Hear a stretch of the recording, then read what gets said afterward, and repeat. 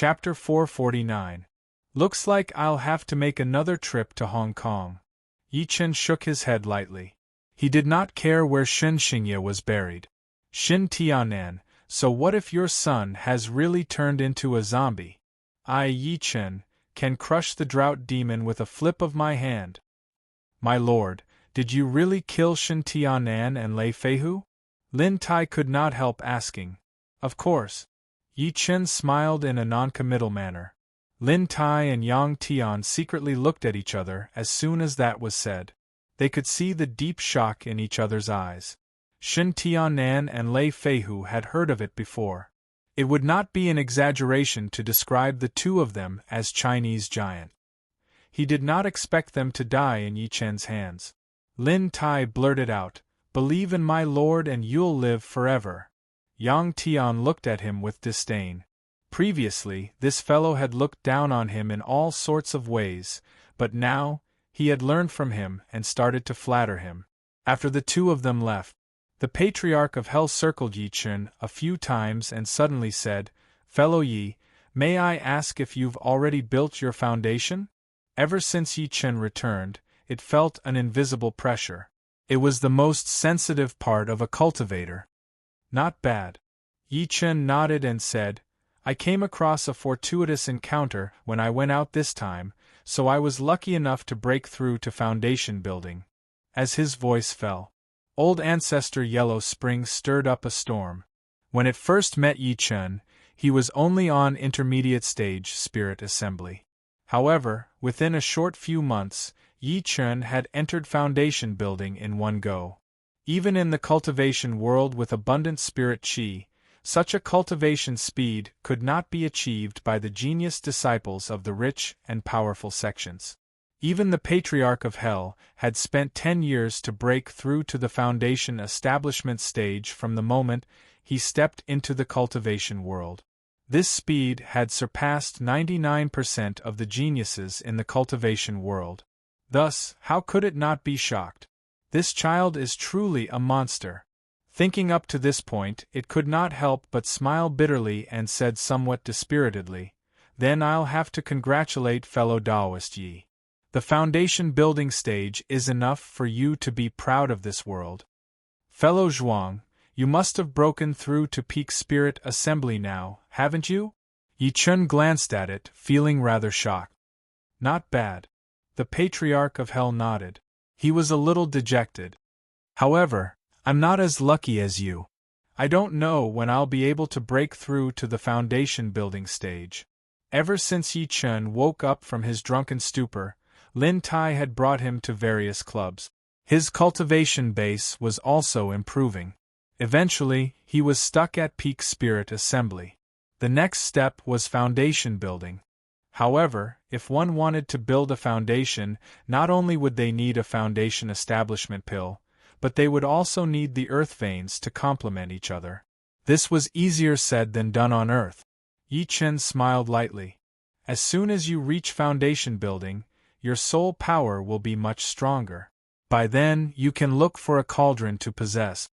At the end of his sentence, he added, "I can help you build your foundation. For example, the foundation building pill. You only need to find the main ingredient for the foundation building pill, and you'll be able to refine it. As for the vein of the earth, you'll have to ask around." Very well. The Patriarch of Hell's spirit was lifted. He clasped his fists at Yi Chen. "Thank you, fellow Yi. Don't worry. You know me very well. I won't threaten you. On the contrary, as long as I succeed in building my foundation, I'll be your greatest help." The Patriarch of Hell dreamed of becoming a human. However, you have to make plans for this cauldron. After all, every cultivator can only possess once. "You must be careful," Yi Chen said with a chuckle. There was something else he did not say. On Earth, where spiritual energy was scarce, it was easier said than done to find a cauldron with a spiritual root. However, without a spiritual root, the Patriarch of Hell would be done for after possessing someone. He would not be able to cultivate, and after 100 years, he would turn into a pile of dirt. However, the Patriarch of Hell chuckled, "You don't have to worry about that, fellow Yi. I've already found a perfect target. I'll make it clear first. You're not allowed to target my family or even people related to me. Seeing that he was being secretive, Yi Chen said in his deep voice, taking over someone's body is something that goes against the heavens.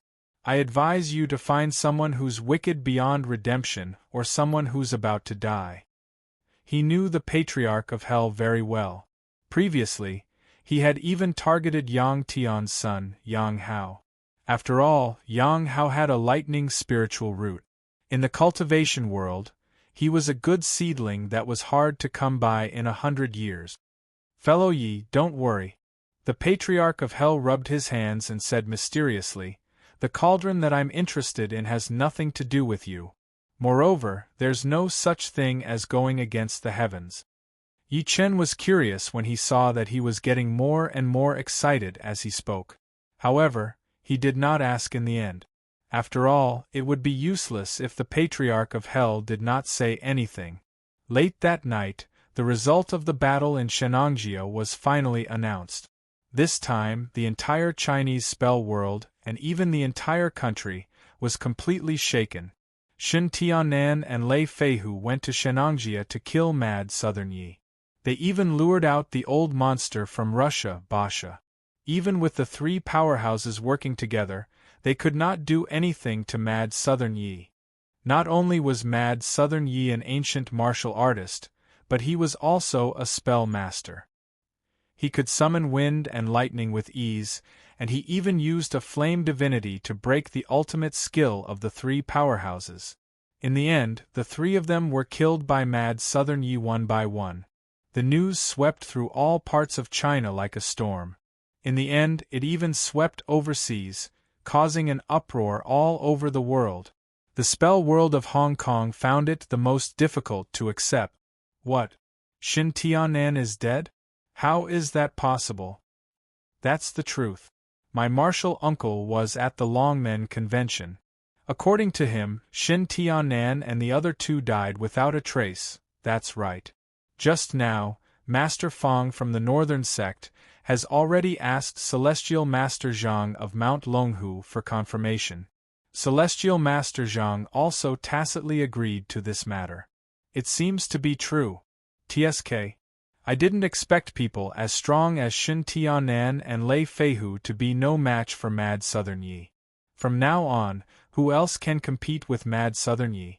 Mad Southern Yi is going to sweep through the two major systems of China's ancient martial arts world and spell world. The undefeatable Mad Southern. What an undefeatable Mad Southern! Conversations like this appeared in countless places.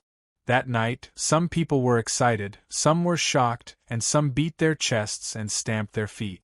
However, they all deeply remembered the words undefeatable Mad Southern. At the headquarters of the Northern Sect of Hong Kong's spell world, an old man wearing a Taoist robe sat on an armchair and looked down at the hundreds of people below. Everyone in the Northern Sect, listen up. If you see the undefeatable Mad Southern, it's as if you've seen me, Fang Tianhua, in person. Everyone must bow to me as a disciple, and you must not provoke him. In a retro villa in Shanghai, the moonlight was like jade. An old man stood on the roof with his hands behind his back. He looked up at the sky and muttered, "Second senior brother, you've still come to this step in the end. It's fate at the Dragon Soul headquarters." Liang quickly walked into the house and whispered a few words to Niu Qingshan, who was warming his feet with a look of enjoyment on his face. Bang! A foot basin immediately flew 100 meters away and heavily smashed onto the ground, producing an extremely ear-piercing sound. It woke up the members of the Dragon Soul who had already fallen asleep. They thought that it was an enemy attack. Good, what an undefeatable Mad Southern. Little junior brother, no matter how much you schemed, you still didn't expect that Mad Southern you would counterattack and kill the three experts, right? The fire is about to burn your butt. Let's see how you can sit still now. Niu Qingshan rushed out of the house barefooted. He picked up the old yellow bull and jumped into the paddy field. No, I'm too excited. I have to plow the field to calm down. When all the members of the dragon's soul rushed out and saw the black shadow in the field, they looked at each other speechlessly. Plow the field in the middle of the night? The Dragon King hadn't been so excited in decades, right? Above the vast sea, a furious roar resounded through the entire world. Subsequently, an incomparably huge blue whale rushed out of the sea, and on the blue whale's head stood a young man in black. The young man in black's clothes fluttered in the wind, and his expression was uncertain. Mad Southern Yi, I, Guan Shan, admit that I've underestimated you. In the entire China, you can barely be my opponent. That night, countless people could not sleep. That night, Yi Chen could not sleep either. When he tiptoed into the dark room and thought that Su Yuhan had fallen asleep, the lights in the room suddenly lit up. In the next moment, Su Yuhan sat up and stretched her alluring waist. She pointed at a keyboard and a washboard on the ground and said with a faint smile, "Tell me, which one do you want to kneel on?" Chapter 450. A furious roar echoed through the vast sea. A furious roar reverberated through the sky. Then, a gigantic blue whale charged out of the sea. On the head of the blue whale stood a black-robed young man. The young man's clothes fluttered in the wind, and his expression was uncertain. Mad Southern Yi, I, Guan Shan, admit that I've underestimated you. In the entire China, you're barely my opponent. That night, countless people could not sleep. That night, Yi Chen could not sleep either. When he tiptoed into the dark room and thought that Su Yuhan had fallen asleep, the lights in the room suddenly lit up. In the next second, Su Yuhan sat up. She stretched her alluring waist and pointed at a keyboard and a washboard on the ground. She said with a forced smile, "Tell me, which one do you want to kneel on?" Yi Chen looked at the keyboard and the washboard on the ground. Yi Chen was stunned. He had just mentioned it casually, but he did not expect Su Yuhan to take it seriously. "You said you wanted to kneel on a durian, but it's late at night and there's no place to get you a durian, so I replaced it with a washboard." Sensing his embarrassment, Su Yuhan's exquisite dimples revealed a mischievous smile. Yi Chen's face turned pale. Was he reaping what he had sown? If he really knelt down, his status in the family would definitely plummet. If outsiders knew that the undefeatable Mad Southern of China was actually like this, they would probably laugh themselves to death. He smiled awkwardly as he thought to this point, "What? Honey. Stop." Su Yuhan scoffed, "Who's your wife? We're not married yet." "Wife?" Su Yuhan turned her head away directly this time, and did not look at him. "Darling?" Yi Chen called out again shamelessly. "How is it? Do you surrender now?" Su Yuhan whimpered and hid under the blanket. "Call me hubby?" Yi Chen put his hand in. "Do you want to die?" Su Yuhan slapped his hand away. "Yi Chen, aren't you embarrassed?" She lifted the blanket and pushed Yi Chen aside after saying that. Then, she did a handstand. Her legs were on the wall while her head was on the bed. "Where did you learn this new posture?" Yi Chen could not help but laugh. "Bah." Su Yuhan rolled her eyes at him while blushing. She stammered, "I heard that this can enlarge the pelvis, so the chances of having a baby will be higher." Yi Chen sweated. "Who told you that?" Don't ask about that." Perhaps she was a little annoyed by the questions. She returned to her normal posture and sat on the bed. She looked at Yi Chen in all seriousness and said, "Our mom has been pestering me recently. She asked me when I plan to have a second child. Isn't that normal? The old man probably wants a grandson." Yi Chen did not know whether to laugh or cry. Su Yuhan was furious. "How is it normal? You don't know how scary our mom is. She asks me every other day. You don't know the way she looks at me. One moment she suspects that there's something wrong with my body, and the next moment she suspects that there's something wrong with you." At this point, she was a little mad. The most outrageous thing is that she bought a lot of Chinese medicine prescriptions from somewhere and made me drink them without any explanation. She even said that old Song's daughter-in-law next door took this medicine and got pregnant.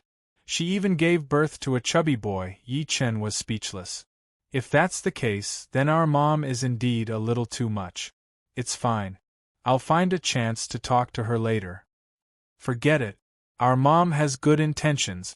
If you tell her, she'll think that I'm telling on you. Su Yuhan shook her head immediately and said, I gave all the Chinese medicine that Mom made to the patriarch. Anyway, I don't dare to taste a single drop. Yi Chen was speechless. While he was in a daze, Su Yuhan did a handstand again. Her long legs were straight against the wall. Yi Chen, we've been reunited for a while, haven't we?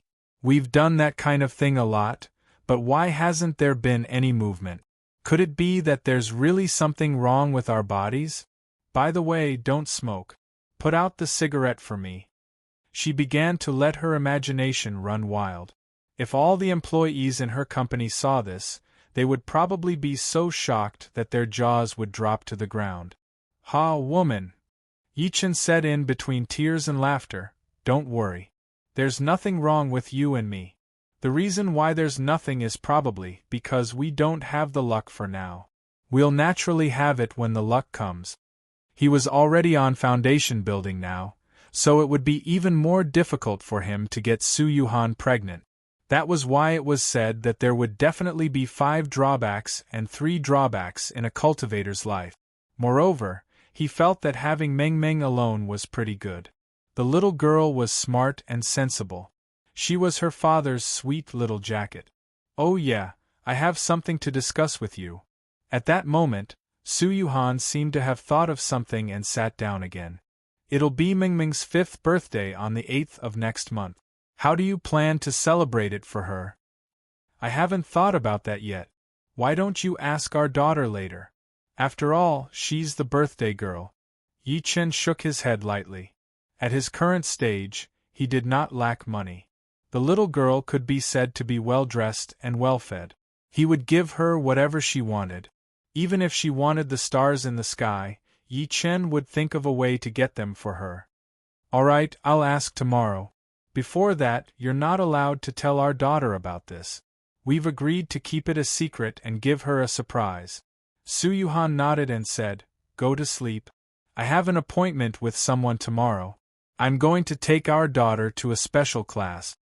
Special class? Yes, for example, piano practice, drawing, and so on. Anyway, I want my Meng Meng to be an all-around genius. That way, her sky will be wider in the future. Looking at her serious expression, Yi Chen thought about it and did not stop her. Forget it, he would let her be. As long as she was happy. Moreover, although his daughter had not embarked on the path of cultivation, she had taken so many medicinal pills from him. There was no pressure on her to study. The next morning, after the whole family went out, Yi Chen stood at the entrance of the villa. He lifted his head and looked at Jilong Lake in front of him. There was a thoughtful expression on his face. Now that I've broken through to foundation building, I can use Jilong Lake to set up a formation. Although this place isn't rich in spiritual energy, it's still better than other places. If I find some herbs to plant in the lake and use the formation, the spiritual energy here will definitely increase greatly. By then, even if my parents don't cultivate, there won't be any problems with their bodies under the nourishment of spiritual energy. On the contrary, it won't be a problem for them to live for more than 100 years.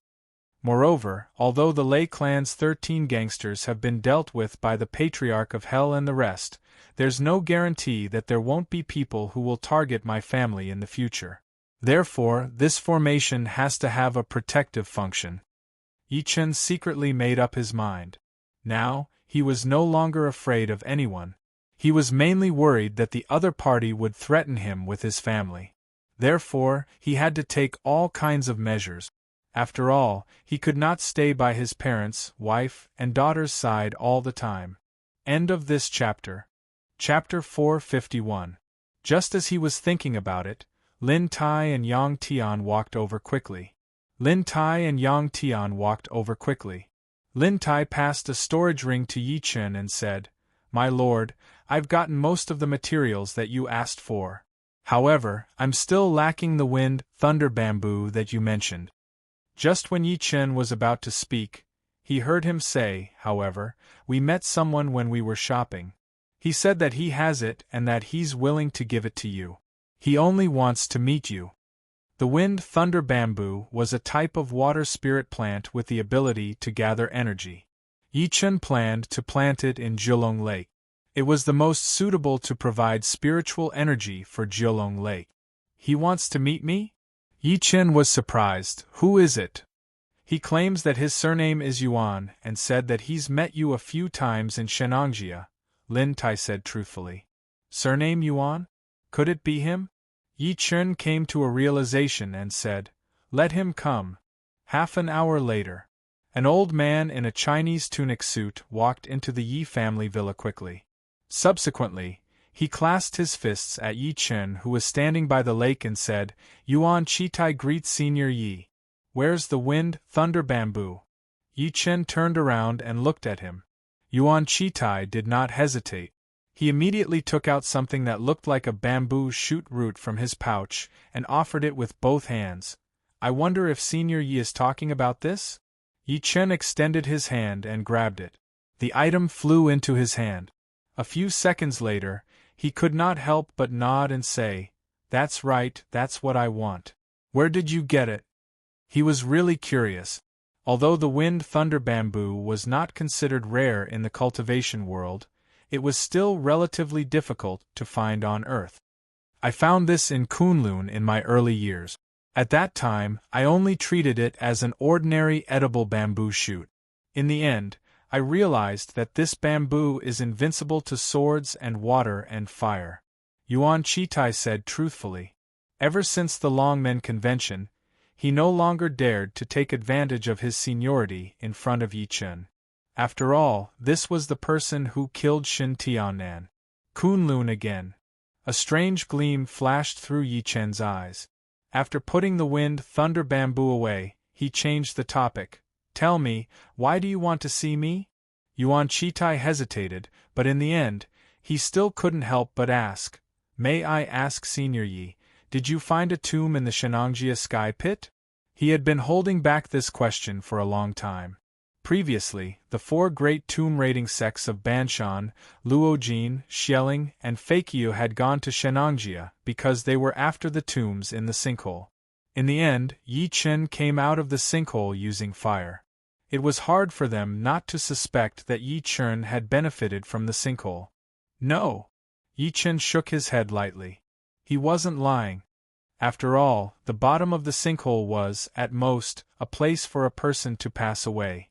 It couldn't be considered a tomb at all. Yuan Chitai couldn't help but reveal a wisp of disappointment when he heard this, and he said once more, "I believe Senior Yi. I've come this time mainly to ask Senior Yi for a favor." Yi Chen said nothing. Yuan Chitai sighed softly in his heart and said, "This is what happened. Our Banshan lineage discovered a ghost ship on the Wu River in the early years. At that time, the previous Banshan chief and the other 3 lineages went to investigate, but they never returned. After that, we investigated and found out that the ghost ship had appeared 5 times in a row in the past 100 years. It would appear once every 20 years. So you want me to go to the ghost ship?" Yi Chen frowned. Bang! Yuan Chitai suddenly knelt before Yi Chen and begged, "Senior Yi, the previous Banshan chief was my master. This matter has always been a knot in the hearts of our 4 lineages. I know that you might have already stepped into origin energy, so I'm begging you to help us once." At this point, he promised, "Don't worry. As long as you're willing to help, from now on, our 4 tomb-raiding lineages will respect you." "What's the use of me respecting you guys?" Yi Chen turned around with his back facing him. "Go back." Yuan Chitai's expression changed. Just as he was about to say something, Lin Tai walked over. "Please." In the end, he could only sigh and leave in disappointment. After he left, Yi Chen took out the materials that Lin Tai had gathered and started refining the formation. At the same time, in a private villa in Lin City, a few old men were sitting opposite each other. However, they looked impatient. When Yuan Chitai returned expressionlessly, one of the old men stepped forward and asked, Old Yuan, how was it? Did Senior Yi agree? Yuan Chitai forced a smile. How could that be? Didn't you tell him that as long as he's willing to agree, our 4 tomb-raiding lineages are willing to respect him? Another old woman was in disbelief. Senior Yi said that he doesn't need our submission. Yuan Chitai took a deep breath in and shook his head. The old woman's face turned grim. What do we do now? Previously, we wanted to work with Shin Tianan, but now that he's dead, only Mad Southern Yi has this ability in the entire China. But this Mad Southern Yi really doesn't know how to appreciate favors. Is he looking down on us 4 tomb-raiding lineages? If the previous leader of the 4 lineages was still alive, how could he be so arrogant in China? A man in a bamboo hat smirked coldly.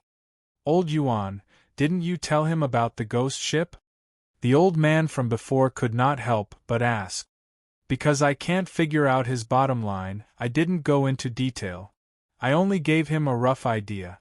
Yuan Chitai seemed to hesitate before saying, forget it. Since he doesn't agree, let's go back and make preparations. After all, it's less than a month before the ghost ship appears again. 9 Dragons Bay Villa. Yi Chen stood on 9 Dragons Lake and covered it with his divine consciousness. He lifted his hand and shot 9 green cyclones. The cyclones landed in 9 corners of 9 Dragons Lake one after another. Formation, rise. Subsequently, he walked to the center of 9 Dragons Lake, and a spirit compass appeared in his hand. As he activated the spell with both hands, the spirit compass suddenly emitted a ray of light. Whoosh! The spirit compass expanded in the wind, covering the sky and earth like an incomparably huge stone mill. The stone mill completely covered the entire 9 Dragons Lake. At the next moment, 9 dazzling rays of light shot out from 9 corners. The rays of light were about 3 to 4 meters tall, like a fountain. The 9 rays of light in the water gathered together in the sky, forming a tight net that completely covered the entire 9 Dragons Bay Villa. Boom! The surface of the lake immediately trembled as if it was boiling. Not long after, waves of white fog rose from the surface of the lake. The white fog was so thick that one could catch it with their hand. A golden rainbow appeared in the sky. Countless fish jumped out of the lake and rushed toward the rainbow, as if the rainbow was the Dragon Gate. Seeing this scene, the Patriarch of Hell was speechless. What a wonderful formation!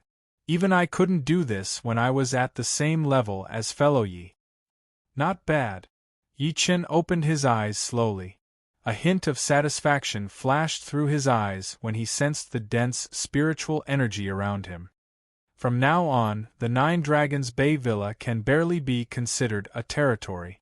After a few hundred years, a spirit vein might be born. At this moment, Lin Tai walked over. My lord, the people from the Heavenly Palace are here. Chapter 452. The Heavenly Palace still dares to look for me? Yi Chen narrowed his eyes when he heard Lin Tai's words. A strong killing intent flashed through his eyes. Let's go, bring me there. In the living room of the Yi family villa. At that moment there were 5 old men standing there. Each of them faintly emitted a terrifying power. The 5 of them looked at the Star Pavilion members guarding around them with disdain. Yi Chen walked in quickly and sat on the sofa. He took a sip of tea from his subordinate and said, When did the people of the Heavenly Palace become so polite? Could it be that they're afraid of me? Anger flashed across the faces of the 5 people as soon as these words were spoken. The gray-robed old man in the lead waved his hand and said, Mad Southern Yi, I'm the Heavenly Palace's right guardian, Ho Si-hai. I'm here today to inform you that you're a member of the Heavenly Palace from now on. Come with us. Oh, when did I become a member of the Heavenly Palace? A mocking smile appeared at the corner of Yi Chen's lips. Mad Southern Yi, you killed more than 10 people from the Heavenly Palace. Logically speaking, you should be executed. However, the Palace Master sees that you're quite capable. It would be a pity to kill you, so he specially recruited you into the Heavenly Palace. Without waiting for Si-hai to speak, an old man beside him took a step forward with a face full of arrogance. Kneel down now and accept the palace master's orders. You want our lord to kneel? You're courting death. Lin Tai flew into a rage when he heard that. He threw a punch at the other party with endless killing intent on his face. To him, Yi Chen was the sky, the supreme emperor. He would never allow anyone to blaspheme or insult him. Let him continue. Yi Chen waved his hand to neutralize his attack. However, the mocking smile at the corner of his lips grew. Another old man shouted, "Mad Southern Yi, you have to know that the Heavenly Palace has never recruited anyone from the outside for decades. The fact that you're valued by the Palace Master is because you've cultivated for several lifetimes. I wonder what position the Heavenly Palace is willing to give me." Yi Chen stretched and said in disdain, "If you want me to be the Palace Master, I might consider it." Bastard! The few of them were furious when they heard that. The old man from before shouted, "Mad Southern Yi, don't think that you can look down on the Heavenly Palace just because you killed Shin Tianan and Lei Feihu. To be honest, the Heavenly Palace's power is beyond your imagination. This old man will now give you a minute to consider. Don't refuse a toast only to be forced to drink a forfeit." Ho Sihai, who had not spoken until now, said in a deep voice, "There's no need to think about it." Yi Chen finished the cup in one gulp and grinned all of a sudden. "Heavenly Palace? What the hell was that? How dare you bunch of trash make me kneel down? I was planning to play around with you, but I suddenly don't want to." His eyes were filled with a bloodthirsty look. "I only want to kill now." As soon as he finished speaking, Yi Chen's figure flashed and he dashed toward the 5 people from the Heavenly Palace. He threw a punch at the old man closest to him. "Not good, retreat quickly. Mad Southern Yi, how dare you!" The 5 of them felt goosebumps all over their bodies as if they were facing a formidable enemy. They wanted to retreat by instinct, but Yi Chen's punch had already landed. Bang! The elder closest to him exploded in response. He did not even have the time to scream. B****. Seeing this scene, the remaining 4 people were shocked and horrified. Clearly, they did not expect Yi Chen to really dare to attack them. Moreover, he had blown one of them up with a single punch. One had to know that the 5 of them were all half-step martial venerables. Even in the outside world, they were existences that could sweep through the heaven leaderboard. However, they could not even take a single punch from Yi Chen. Run, run! This time, the 4 of them no longer had their previous pride and calmness. A strong desire to survive drove them frantically in the direction of the door. At the next moment, Yi Chen's figure was like a ghost as he kept weaving through the few of them. He was so fast that they could not even catch his shadow. "Ah!" Following a series of screams. 1, 2, 3. In the blink of an eye, countless broken limbs and pieces of flesh appeared on the ground. It was a ghastly sight. "No! Don't kill me!" Ho Sihai knelt in front of Yi Chen with a thud.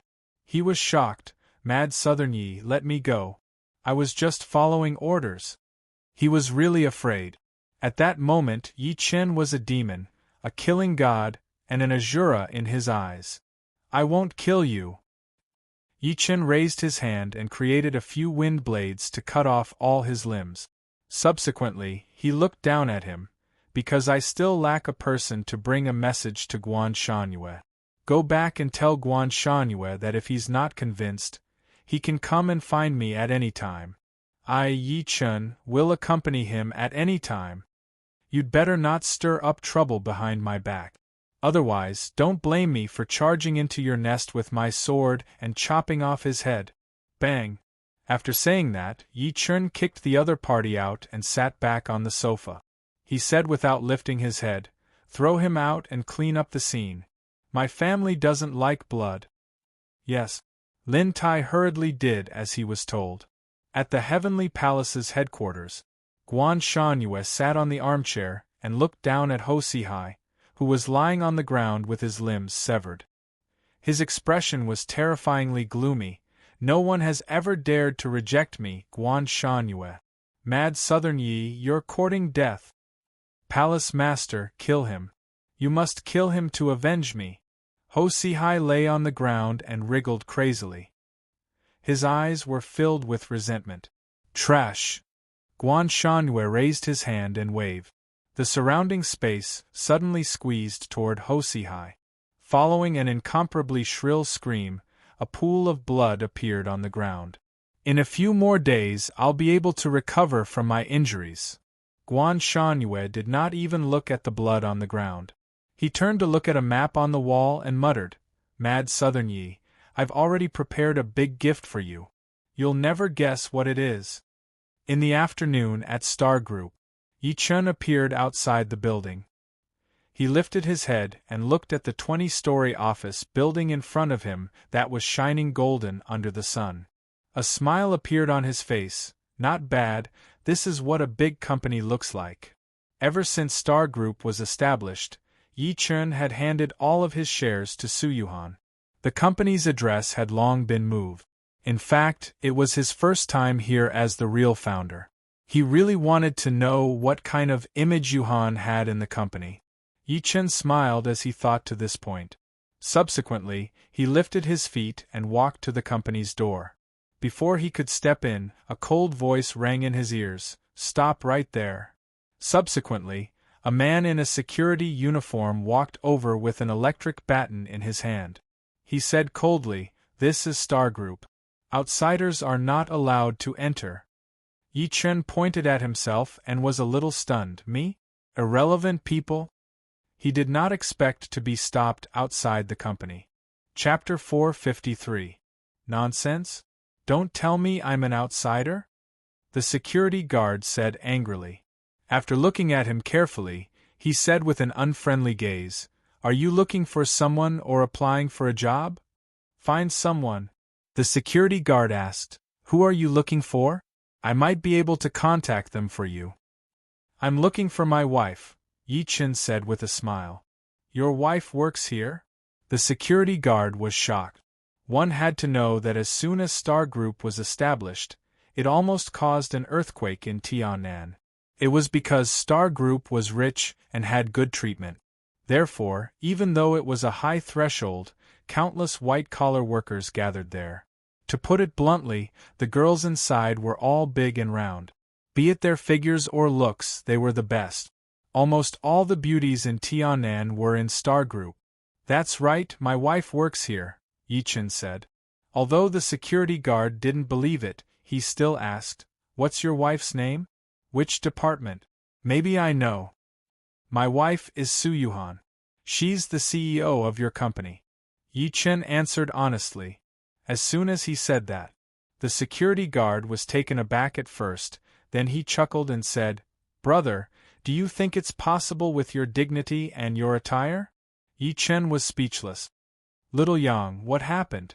At this moment, a deep voice came from afar. Then, a strong man in uniform walked over. "Captain Zhou." The security guard hurried over and said, "Captain Zhou, this guy said he's here to look for his wife, but I stopped him." The newcomer was the captain of the security division, Zhou Tai. When Zhou Tai heard that, he sized Yi Chun up from head to toe. A hint of disdain flashed across his eyes, but he still asked, "What's your wife's name?" "Captain, this guy said," Zhou Tai berated. "What did you say? Why are you stuttering?" "He said our President Su is his wife," the security guard stuttered. His voice fell. Zhou Tai's expression immediately turned cold. "Brother, your joke isn't funny at all. I'll give you a chance, hurry up and leave. Your director Su is really my wife. To be exact, she's my girlfriend." Yi Chun rubbed his nose. Nowadays, nobody believed the truth. "Get lost." Zhou Tai suddenly flew into a rage. He pointed at Yi Chun's nose and scolded, "Don't think that I don't know what you're planning. There are hundreds of people loitering at our company's entrance every day for people like you. Little Yang, chase him away." He waved his hand at the end of his sentence. If Yi Chun had said that General Manager Yuan was his wife, or any other department manager was his wife, Zhou Tai would not have been so angry. This was because he, Zhou Tai, regarded CEO Suyuhan as his goddess. How could he tolerate outsiders blaspheming his goddess? Xiao Yang pushed Yi Chen away. Brother, let's go. Stop pretending. You won't be able to enter this door today. Don't make me do it. At this moment, a cold voice sounded. What are you doing? Everyone looked up and saw a woman in a beige office lady uniform and crystal high-heeled shoes walking over quickly. As soon as he saw her, Yang and Zhou Tai's expressions immediately changed. It was because the other party was General Manager Yi Wen. Her status in the entire star group was second only to CEO Suyuhan. The most frightening thing was not her identity, but her methods. Yi Wen was known as the maker of eunuch. There was once a son of a company executive who wanted to force himself on Yi Wen. In the end, Yi Wen kicked him in the groin and sent him to the hospital on the spot. In the end, he was even transferred to a large hospital abroad. Director Yi. Yang and Zhou Tai said hurriedly. Zhou Tai quickly said, Director Yi, it's like this. This guy said that he's here to look for a wife, and he even said that our Director Su is his wife. Yang could not help but close his eyes. This brat was doomed. In the entire company, Director Yi respected and protected Director Su the most. Is that so? Move aside. I want to see who has the guts to say that. Yi Wen's face was cold. Zhou Tai hurriedly pulled Yang to the side. A gloating smile appeared at the corner of his lips as if he could already see Yi Chen's tragic end. However, when Yi Wen's gaze landed on Yi Chen, she was stunned at first. Subsequently, she said in disbelief, Brother, why are you here? She hugged Yi Chen on the spot after saying that. Zhou Tai and Yang were stunned when they saw that. Their mouths were wide open, and they could not believe what was happening before their eyes. This brat was Director Ye's brother? Sensing Yi Wen's intimacy, Yi Chen patted her shoulder and pushed her away. All right, how old are you? Why are you still being so intimate with me? It's not good for outsiders to see this. This is our company. I'll fire whoever dares to gossip. Yi Wen's pretty face blushed, but she still said hatefully. She was both grateful and respectful to her cousin, Yi Chen. After all, she had treated him like that before, but not only did he forgive her, he even made her the general manager of a group. Boom.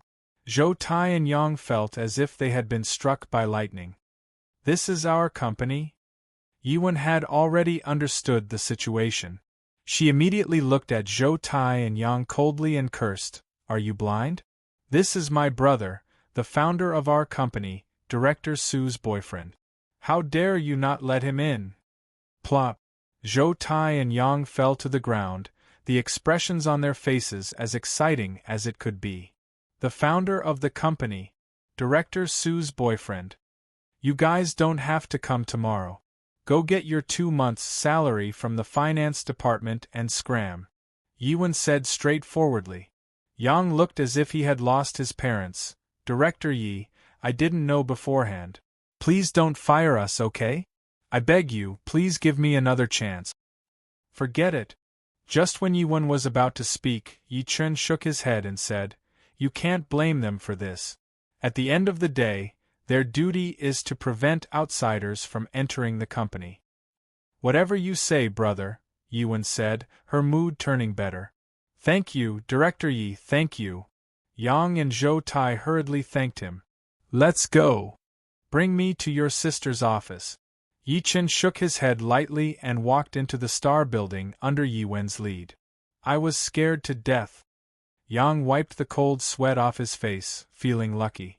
He did not want to lose his current job because the salary of a security guard in other companies was at most 3,000 yuan.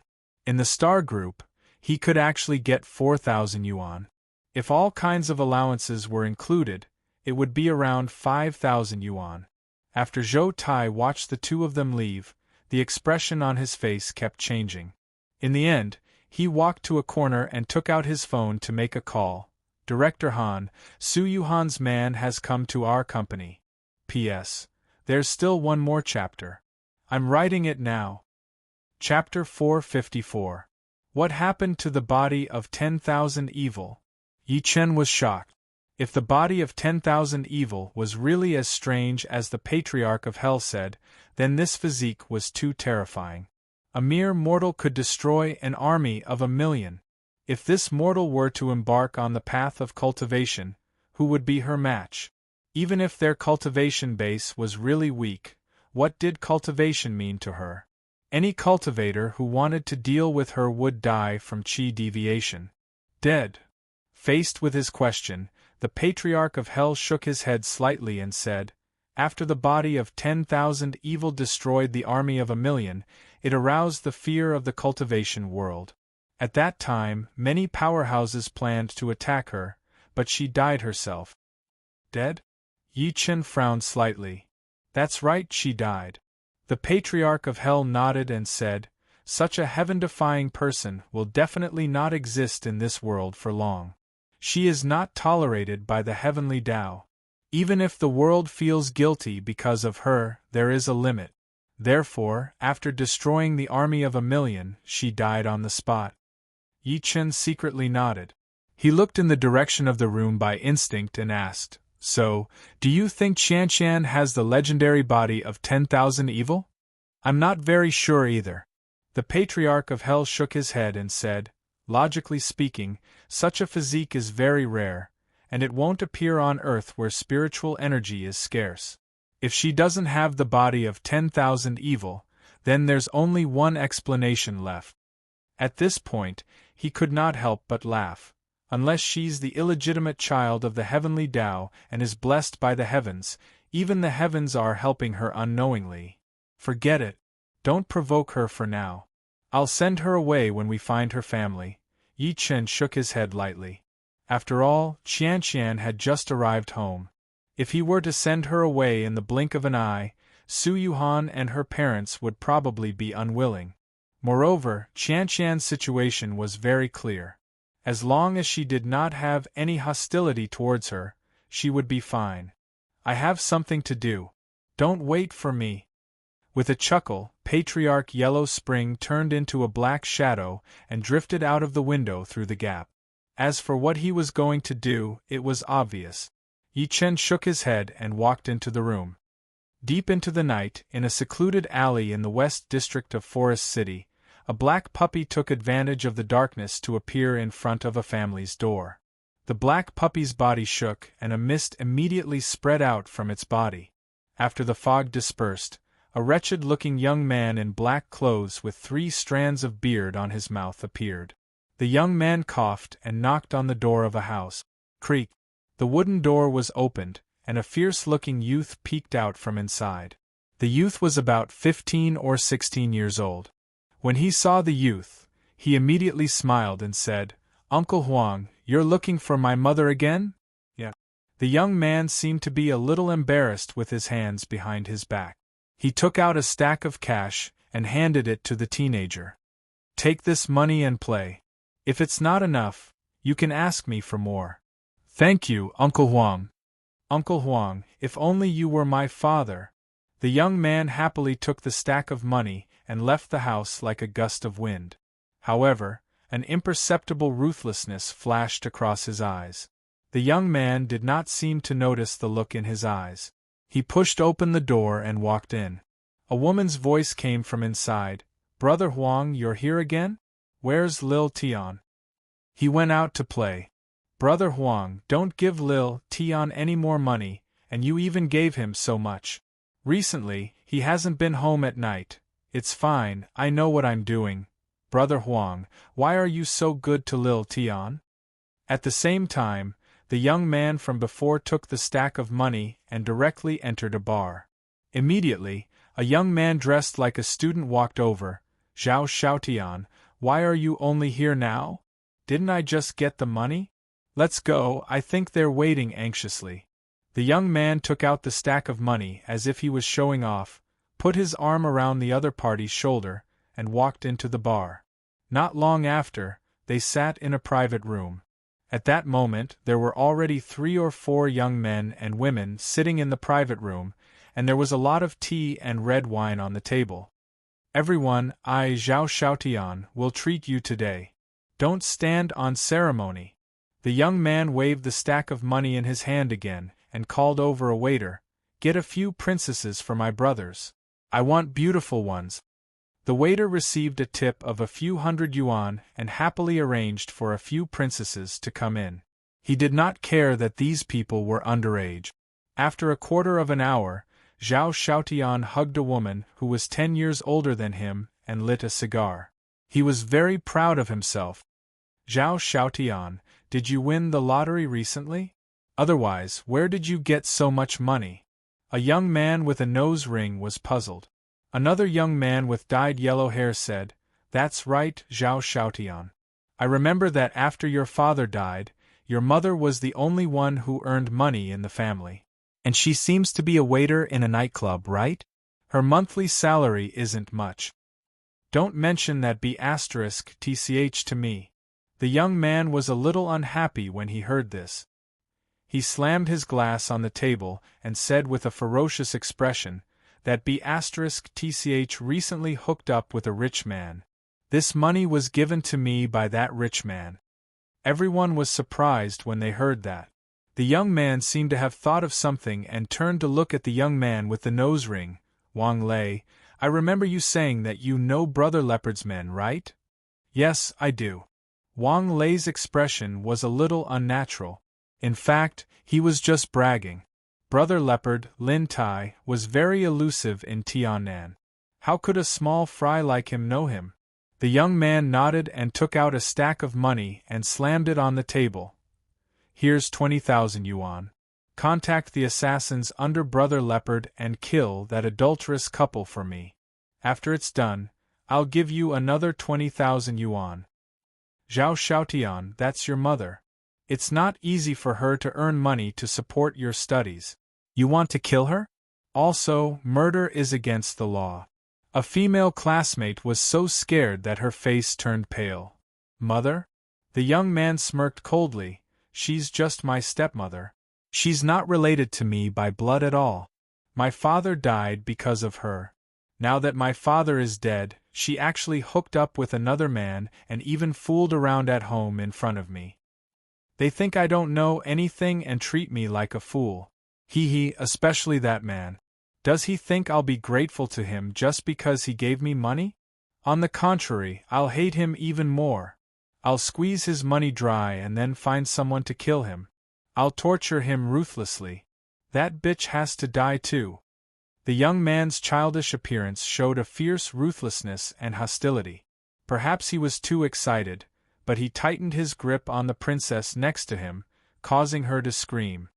"What are you screaming for?" The young man grabbed her head and slammed it on the table a few times. Then, he threw more than 10 pieces of money at her. "B***tch, aren't you out to sell yourself? You're just like that bitch, a whore." The rest were so shocked that they were speechless. They were really shocked by the young man's ruthlessness. He even dared to kill the only relative who worked hard to earn money to support him. Moreover, he kept calling her a whore and a bitch. Besides, it was not a feudal society now. If your father was dead, it was normal for your stepmother to find another man, okay? Chapter 455. The palm print on Su Yuhan's neck was approximately the size of an adult. It was usually covered by her long hair. If Yi Chen had not lifted her long hair to massage her earlier, he would not have noticed it. Meanwhile, the palm print was releasing dense vile energy that was slowly devouring her life force. If Yi Chen had discovered it later, the consequences would have been unimaginable. Yi Chen's expression was extremely cold as he thought to this point. He could not believe that someone was trying to harm his woman. How could he not be enraged? Su Yuhan looked at the photo on her phone after hearing his question. She looked rather scared. "Yi Chen, are you sure I only got this on my neck today?" "I'm 100% sure." Yi Chen nodded lightly as the killing intent within him grew. "Think about it carefully. Who did you see from the time you left the house to the time I came to see you?" Su Yuhan took a deep breath in and said in deep thought, "I sent Meng Meng to school today.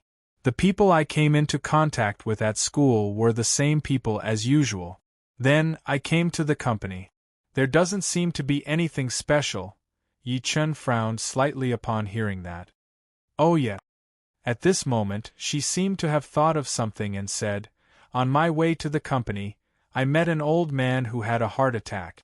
At that time, he was lying on the side of the road alone and looked like he was about to die, so I sent him to the hospital. Which hospital?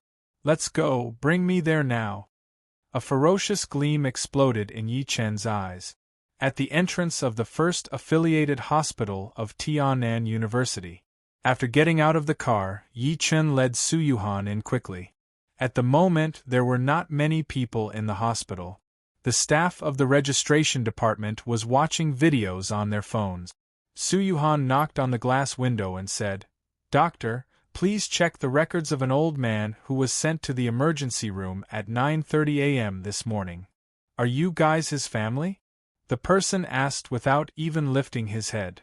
No, but Su Yuhan was interrupted before she was done speaking. Since you're not, you have no right to know about the patient's privacy. She could not help but look at Yi Chen. She left after sending the old man to the hospital in the morning. After all, there was an important board meeting in the company, so she had no idea how the old man was doing. Yi Chen frowned slightly and covered the entire hospital building with his divine consciousness. He wanted to look for this person based on Su Yuhan's hint, but to his surprise, he saw both of them. It was Old Master Gu and Gu Yingying. Let's go. Yi Chen held Su Yuhan's hand and went to the 5th floor. They walked to Old Master Gu's room. The two of them were chatting with a patient at that moment. They walked out immediately when they noticed Yi Chen. Mr. Yi, why are you here? Old Master, let's cut the crap. Help me investigate someone. Yi Chen told him everything that happened to Su Yuhan with a grim expression.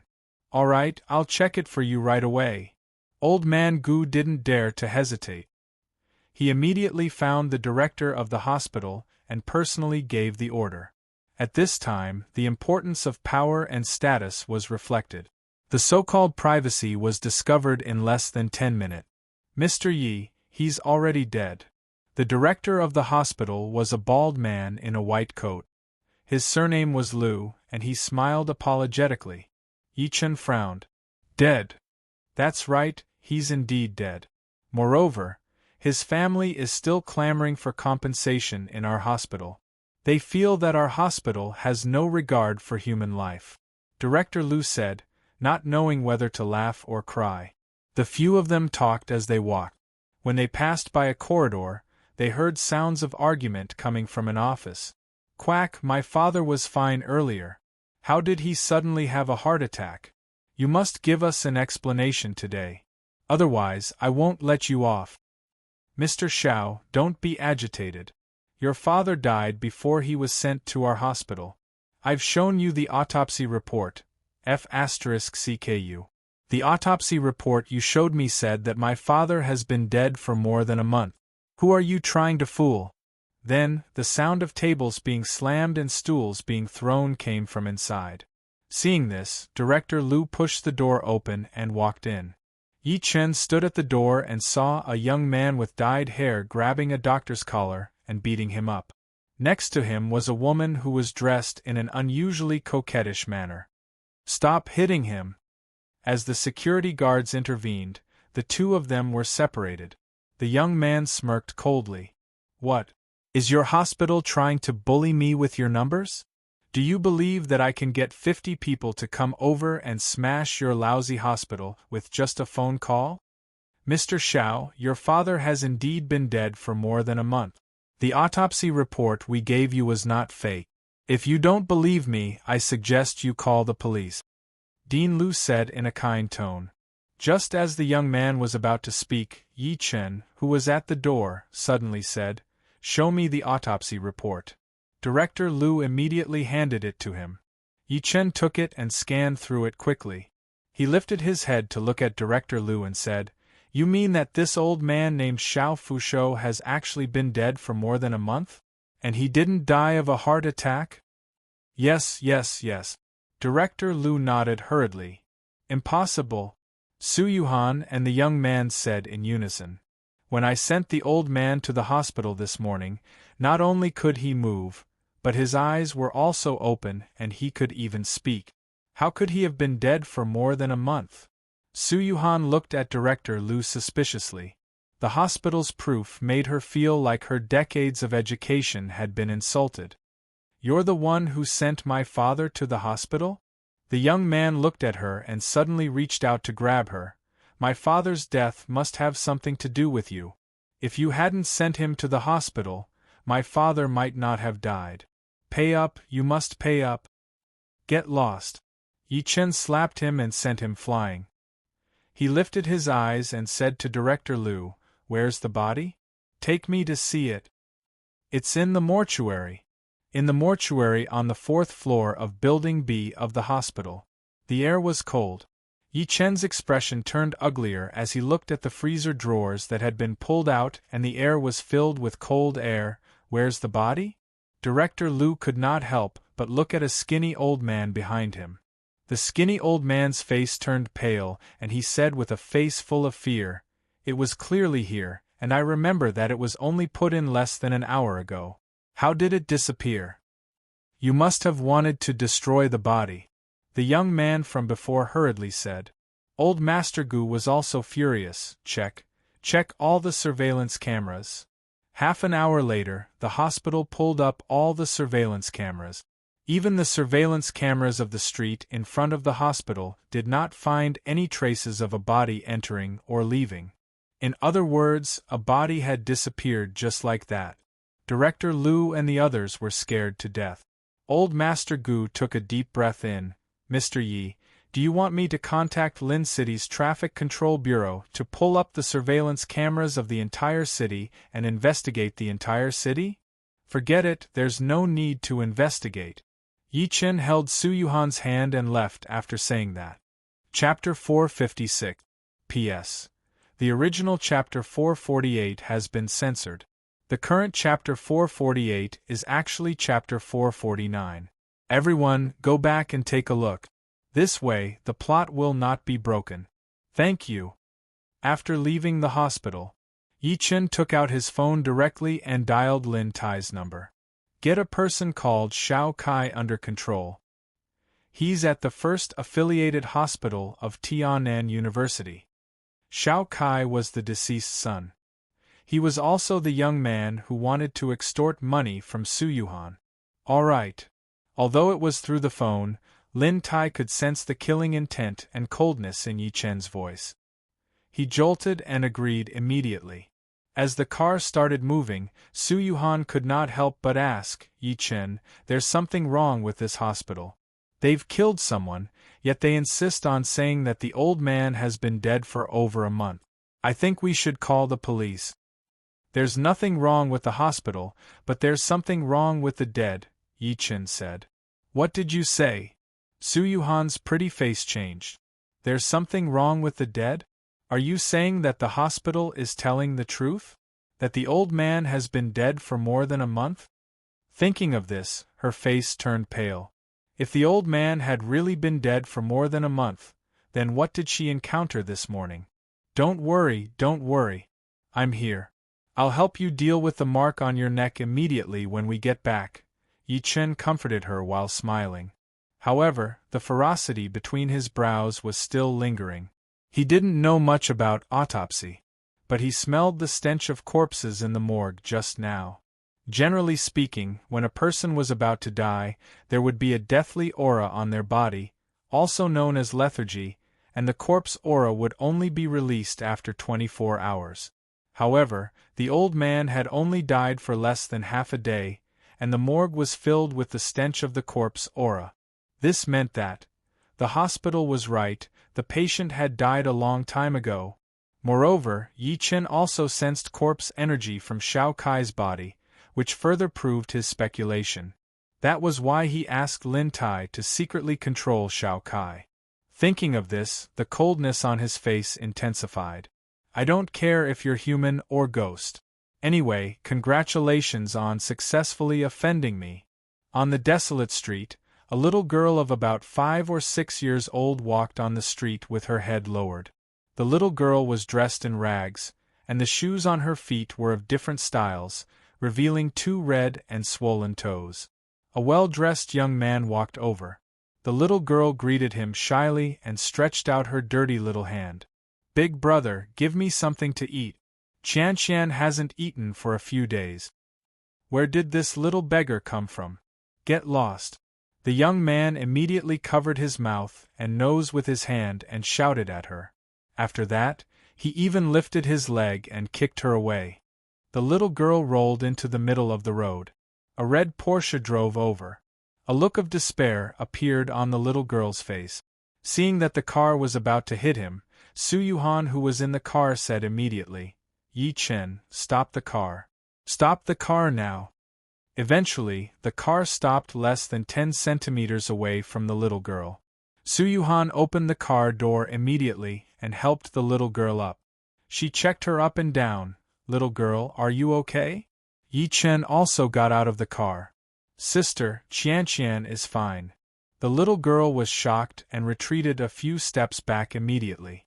She looked at Su Yuhan's expensive and clean clothes with some fear.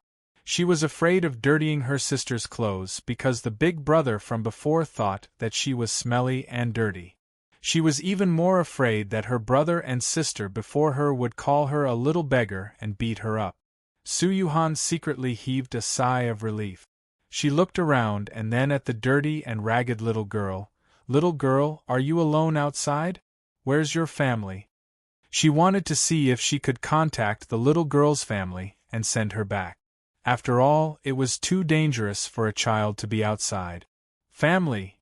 The little girl glanced at her blankly and subsequently lowered her head to look at her shoes that revealed 2 toes. She said weakly, "Qian is alone. I don't have a family. I don't know who my father is or who my mother is."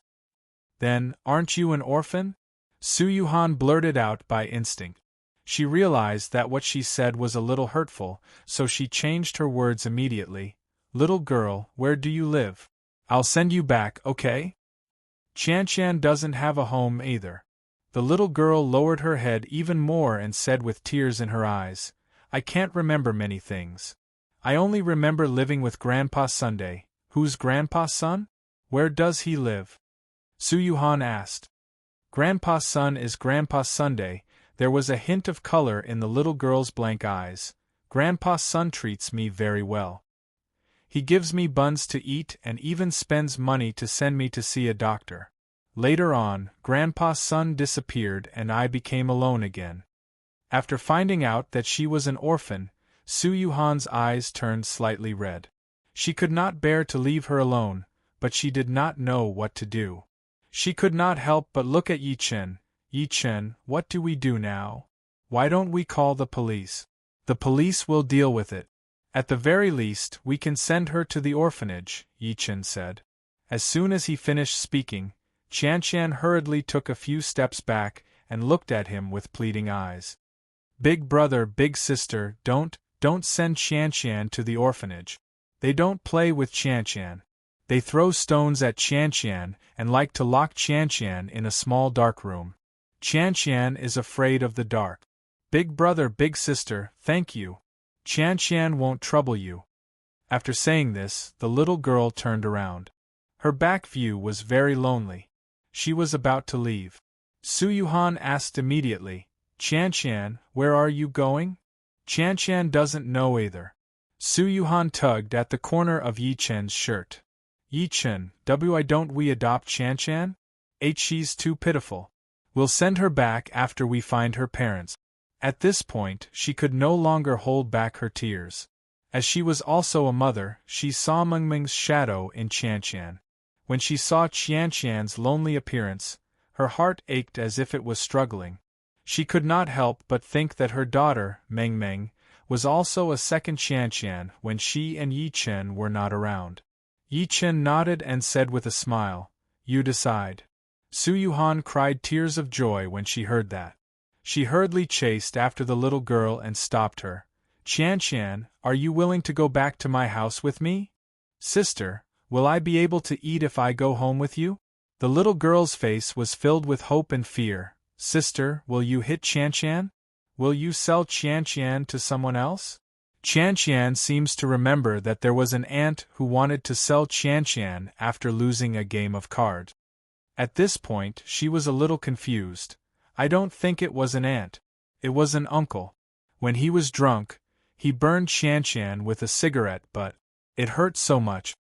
No, I promise I won't. Su Yuhan's nose turned sour.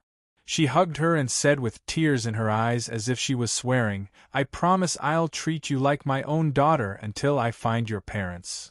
Really? The little girl's blank eyes were filled with vigor. Sister, don't worry. Qian is very obedient. I can sweep the floor, wash the clothes, and cook. Moreover, I don't eat much. Just give me a bun. Let's go. I'll bring you back. Su Yuhan carried her and returned to the car. Just when Yi Chen was about to drive away, he suddenly heard the sound of a car brake coming from afar. Subsequently, he heard someone scream. Someone's dead. P.S. There's still one more chapter. Chapter 457. Someone's dead. Someone's dead. As the scream faded, countless passers-by gathered around. They saw a badly mutilated corpse under the wheels of a heavy truck. The corpse was still wearing a famous brand on its body. He rushed over himself. He rushed over himself. I didn't do it on purpose. The driver of the heavy truck was an honest man, but he fell to the ground at that moment. He was so scared that he was incoherent. He had always been very conscious of safety. It was a green light just now, but a young man rushed in front of him like a madman, resulting in this situation. It's that big brother. Qian recognized him at a glance and subconsciously shrunk into Su Yuhan's embrace. I killed Big Brother. I killed Big Brother. Qian, don't talk nonsense. That Big Brother's death has nothing to do with you. Su Yuhan thought that she was scared, so she hurriedly carried her and turned away from the scene of the accident. No. Qian shook her head and said, Sister, let me go. Qian is a jinx. She will kill people. In the past, there was an aunt who wanted to sell Qian after losing at card. In the end, she was struck by lightning. And that uncle. He was drunk and burned me with a cigarette butt. The cigarette butt ignited the bedsheets, and he was burned to death too. And Grandpa's son doted on me, but he's gone too. Silly child, the aunt and uncle you're talking about did all kinds of bad things, so they got what they deserved. The more she struggled, the more Su Yuhan's heart ached. Your grandpa's son should be fine. Go back with me first. I'll help you find Grandpa's Sunday Yi Chen drive. The car did not move for a long time. She could not help but lift her head to look at Yi Chen. However, she saw that Yi Chen's gaze was fixed on the scene of the accident. She could not help but ask, What's wrong? Nothing. Yi Chen took a good look at Qian. Then, he started the car and rushed home. When the car arrived at the entrance of the villa, Su Yuhan carried Qian down and said with a smile, Qian, let's go in with me. Sister, is this your home? Qian looked at the villa in front of her timidly, looking a little reserved and unfamiliar. Sister, will I dirty your home if I go in? After saying this, she lowered her head and looked at her dirty little hands, as well as the pair of torn and tattered shoes. How could that be? I won't despise you. Su Yuhan shook her head, not knowing whether to laugh or to cry. She took the initiative to hold her little hand and walked in. She said as they walked, I'll shower you first and change into a clean set of clothes before eating. Yes. The little fellow nodded obediently. After Su Yuhan bathed Qian and changed her clothes, Yi Chen was slightly shocked. This was because the little fellow had changed his appearance and temperament. If he was a little beggar before, he was now a porcelain doll with exceptionally exquisite and cute facial features. Not bad. Su Yuhan circled around her a few times, satisfied. The little fellow lowered her head and looked at her clothes cautiously. Sister, did you buy these clothes for Qian? No, it's my daughter's. Su Yuhan smiled. I have a daughter called Ming Ming. You can wear hers first. I'll buy you a new one later. Oh yeah, Qian, how old are you? Qian doesn't know. The little girl tilted her head and thought about it. Then, she shook her head and said, Qian feels like she doesn't remember many things. You don't remember? Yi Chen was surprised. Su Yuhan asked, Have you been injured or sick before? I don't know. Qian was at a loss. I forget some people and things every once in a while. Maybe I'll forget you and Big Brother in the future. Give me your hand and let me see. Yi Chen held her little hand and secretly channeled some spiritual energy into her body. He did not find any signs of injury. Yi Chen, how did this happen? Why don't we send Qian to the hospital? Su Yuhan was worried. No need. Yi Chen shook his head lightly. There's nothing wrong with her body. Let's observe her for a while more. Su Yuhan could only nod and go to the kitchen to cook a big bowl of noodles for the little girl. She even added 2 poached eggs. When the sky was about to turn dark, Su Yuhan went to pick up Ming Ming. Her parents returned home as well. The moment they saw Qian, they were stunned. Qian stood behind Su Yuhan in fear. She poked her head out and looked at Ming Ming timidly. Her expression made one's heart ache uncontrollably. Daddy, who is she? Ming Ming widened her eyes and looked at Qian curiously. Yi Hai seemed to have thought of something. He looked at Su Yuhan first and then at Yi Chen. Xiaochen, this child is… Xiaochen, this is your fault. Yuhan did it for you. Wu Lan's expression changed. She thought that Qian was Yi Chen's illegitimate daughter. Yi Chen knew that they had misunderstood when he saw their expressions. He then told them what happened, not knowing whether to laugh or cry. After hearing that, the 2 old men heaved a sigh of relief. Then, they looked at Qian with heartache and sympathy. Your name is Qian, right? Wulan walked over and said kindly, You can stay with us from now on. Grandpa and Grandma will dote on you. Yi Chen was speechless when he heard that. Qian called him and Su Yuhan big brother and big sister. In the end, his mother simply became a grandmother. The seniority was messed up, but he did not care about that. Ming Ming, Qian will be your big sister from now on. You're not allowed to bully her, Su Yuhan said seriously as she looked at her daughter.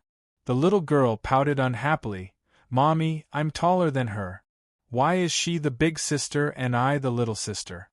To be honest, Qian looked much thinner and weaker than Ming Ming. It was probably because she had been wandering outside for a long time and was malnourished due to lack of food. Although Ming Ming was less than 5 years old, she was 1.2 meters tall. When the 2 of them stood together, anyone would think that Ming Ming was the big sister and Qian was the little sister. However, Su Yuhan felt that Qian was more mature and sensible than Ming Ming, so she thought that she was the big sister. You're going to do whatever I say? You're not going to listen to Mommy anymore, are you?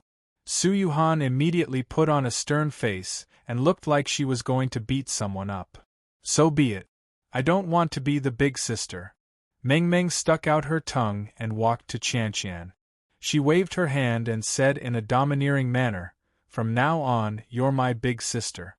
In this community, if anyone dares to bully you, just say my name. That attitude, that tone. She was just like a delinquent girl from the last century. Yi Chen was speechless. Yi Hai, who was standing aside, looked helpless. Ever since Yi Chen returned, this girl had brought little Yang how to beat up all the children in the community. She had become the publicly acknowledged king of the children in the community. Fortunately, the little girl did not hit hard. In addition, they were afraid of Yi Chen's existence, so the other party's parents did not care much. After a meal, Yi Chen received a call from Lin Tai. Yi Chen received a call from Lin Tai, who said that he had Xiao Kai under control. This brat seemed to have confessed quite a lot. He told his family about it and left the house. Qian and Ming Ming were completely familiar with each other. They huddled at the door and played with the Patriarch of Hell. Qian was originally afraid of dogs, but she could not resist Ming Ming's bewitching. She weakly reached out to touch the patriarch's ear. The patriarch of hell immediately grinned, scaring her into retreating. How dare you? It's already hard enough for the patriarch to have one little ancestor in the family. Now there's another little ancestor who wants to touch me. Don't you want my face? Qianqian was shocked. Tears flashed in her eyes as she said timidly, Puppy, you're not allowed to bite people. Otherwise your teeth will fall out. The patriarch of hell rolled his eyes. I've refined my teeth into low-grade spirit weapons. Not to mention biting people, even if I wanted steel bars, it would be a piece of cake. How could they fall out? However, at the next moment, he felt a chill in his mouth. 2 canine teeth fell out of his mouth. The patriarch was stunned. P.S. Today's update for the 3rd chapter has been completed. We'll continue tomorrow. Thank you for your support. Chapter 458. Late at night. Yi Chen arrived at Lin Tai's villa. Lin Tai personally went to the door to welcome him. My lord! Where's that kid? Yi Chen lifted his eyes and looked around. In the basement. Lin Tai immediately led Yi Chen to the basement. As they walked, he said, My lord, this kid is a coward. He confessed everything after suffering a little. According to Lin Tai, Shao Kai's family was in the village in the east of the city. His mother died in childbirth when she gave birth to him, and he was raised by his father, Shao Fusho. This guy had joined the underworld before finishing junior high school. He was either stealing or selling pornographic films. After a long time, he even formed a gang with a few scoundrel friends. Shao Fusho was so angry that he cut off all ties with him. Shao Kai was also happy to be free and never went home. Just a few days ago, Shao Kai suddenly received a call from his father, Shao Fusho. He said that he was about to die and was preparing to make a will, so he asked him to go back. In reality, the Shao family was poor. Shao Fusho lived on his pension every month.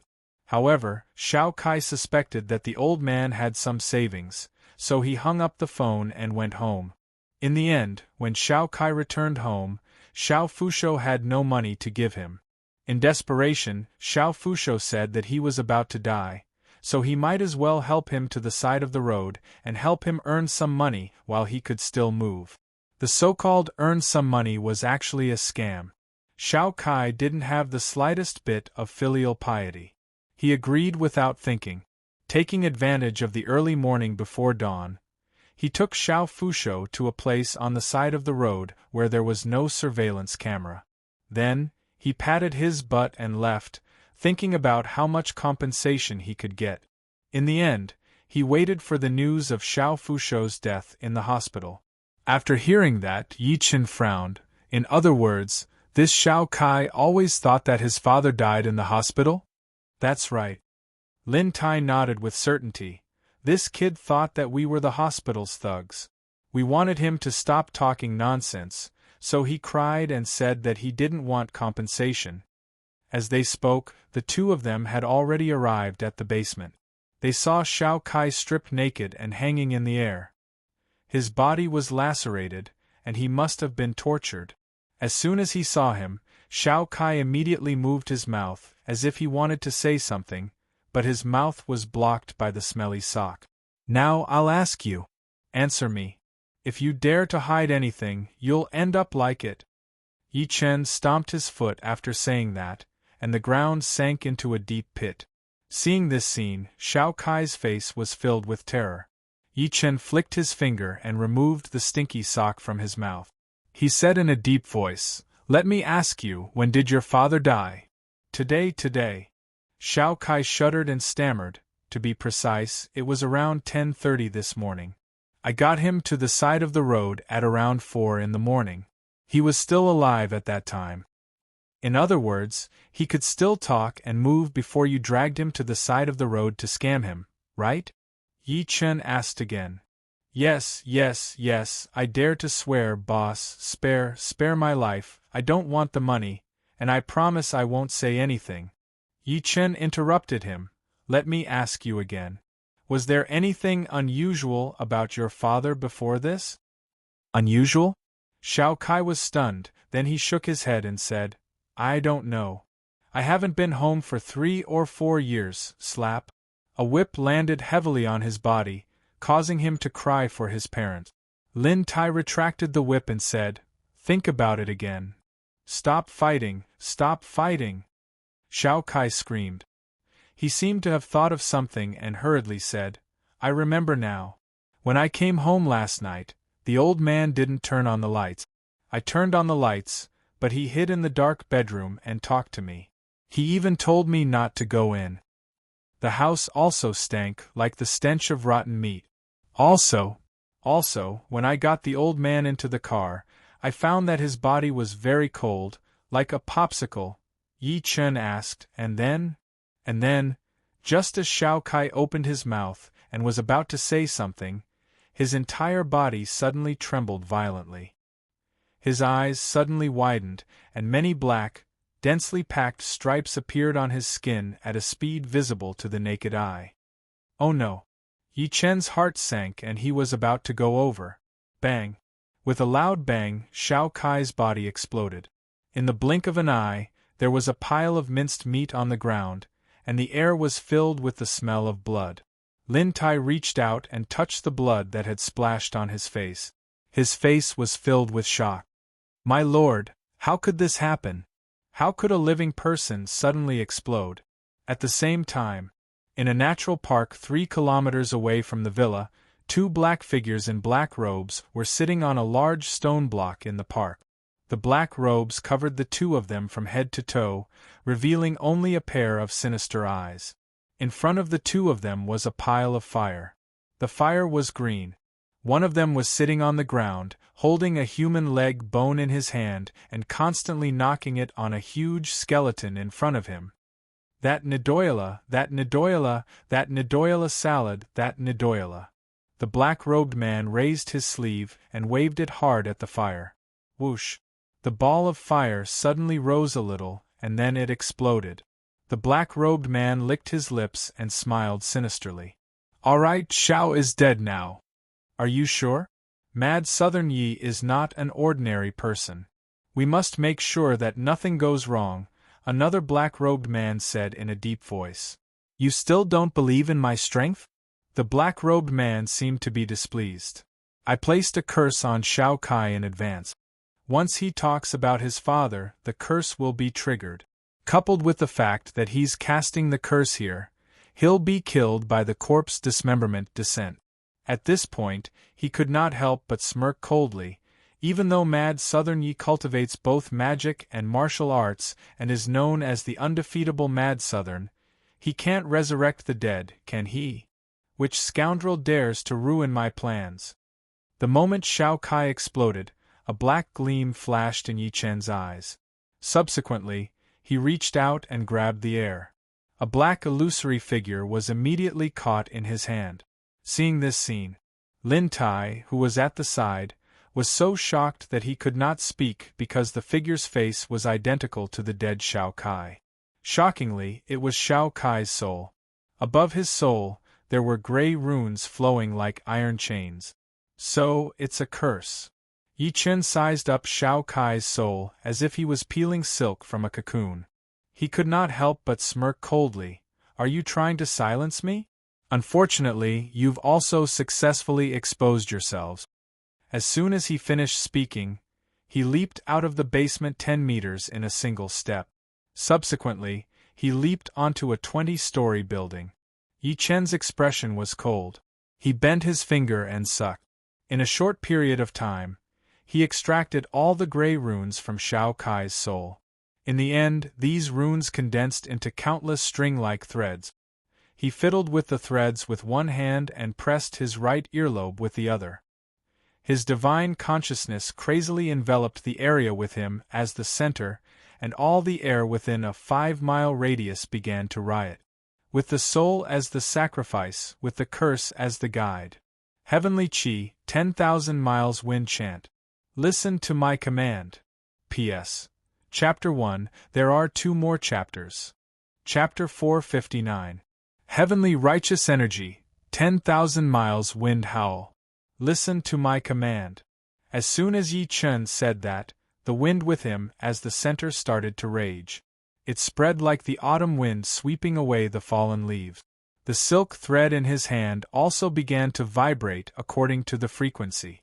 This was the ability that Yi Chen could perform after breaking through to the foundation building stage. With the help of the wind element around him as a medium, he could detect any movement within a 5-mile radius. It was not an exaggeration to say that he could hear everything that was happening. Suddenly, he sensed 2 cold and gloomy auras. "So, you guys are hiding here?" Yi Chen scoffed and leaped. In the next moment, he disappeared from the building and dashed in the direction he sensed. In the nature park 3 kilometers away. Just as the 2 black-robed men were about to pack up and leave, they heard a loud bang. The huge skull on the ground exploded. The black-robed man's heart skipped a beat and he blurted out subconsciously, "Oh no, he found us." This skull was his magic tool. If the magic tool was destroyed, it meant that someone had broken his spell. "Go, let's go." The other black-robed man's expression changed drastically. At the next moment, a ghost-like voice rang in their ears, "I'd like to know where you guys are going." The 2 of them froze and looked behind them. A figure slowly walked out from the darkness. It was Yi Chen. He was like a specter in the dark night, coming and going without warning, accompanied by a chilling murderous intent from his body. A mad southern Yi. At this moment, the expressions of the 2 black-robed men changed drastically, as if they were facing a great enemy. They could not figure out how Yi Chen found their location and arrived so quickly. One had to know that it had not been more than 2 minutes since Shao Kai died, right? "I'll give you a chance now. Tell me who you are and why you want to touch my woman. Perhaps I can consider letting you die more comfortably." Yi Chen pressed forward with his hands behind his back. "Go to hell and ask the King of Hell." A gourd suddenly appeared in one of the black-robed men's hands. He shook the gourd abruptly, and countless mournful black spirits rushed at Yi Chen. They were like a wave of billowing smoke. They were extremely fast, like horses galloping on the grassland. "Stubborn fool. Die." Yi Chen scoffed and waved casually. A lightning saber gleam formed in his hand. The lightning saber gleam sliced the black smoke that was charging at him, and charged at the black-robed man directly. Bang! The black-robed man's eyes widened, but he didn't even have time to scream before he was cut into 2 by the saber light. The gourd in his hand fell to the ground. The remaining black-robed men felt their scalps go numb when they saw this scene, and they were shocked speechless. One must know that the black-robed man just now was the envoy sent by the sect master. He was extremely powerful, and he was even holding the 7 malevolence gourd that the sect master had personally given him. However, he was actually killed by mad Southern Yi in a single move? At that moment, he turned around and ran without even thinking. Yi Chen was more terrifying than he had imagined. However, Yi Chen appeared before him in the next second. His eyes were filled with bloodthirsty coldness. "Now, tell me your choice." "Long live sect leader." The black-robed man's expression turned fierce as he roared. Yi Chen's expression changed slightly. He reached out to grab him immediately.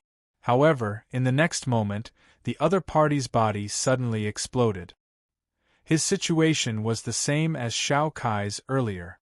His body had been cursed. However, compared to Shao Kai, the other party had clearly initiated the curse. He would rather die than reveal anything to Yi Chen. "I was too careless." Yi Chen looked a little guilty. He should have used the soul-searching tactic on the other party. However, his gaze landed on a wooden sign under his feet.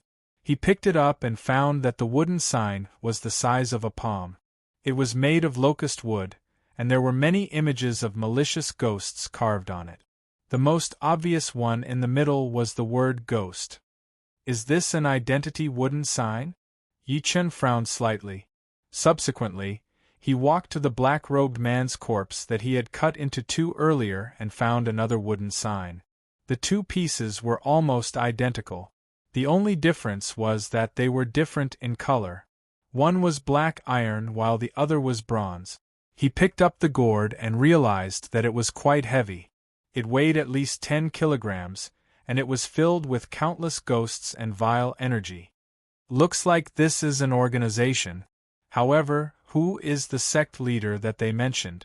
Yi Chen's expression changed a few times. In the end, he shook his head and left. At the same time, deep in Yaoshan, a castle stood in the middle of the mountain like a ferocious beast. At this moment, countless black-robed people were kneeling in front of a ferocious stone statue in the main hall of the castle, mumbling all sorts of indistinct sounds. Roar! Suddenly, an incomparably furious roar came from the depths of the hall.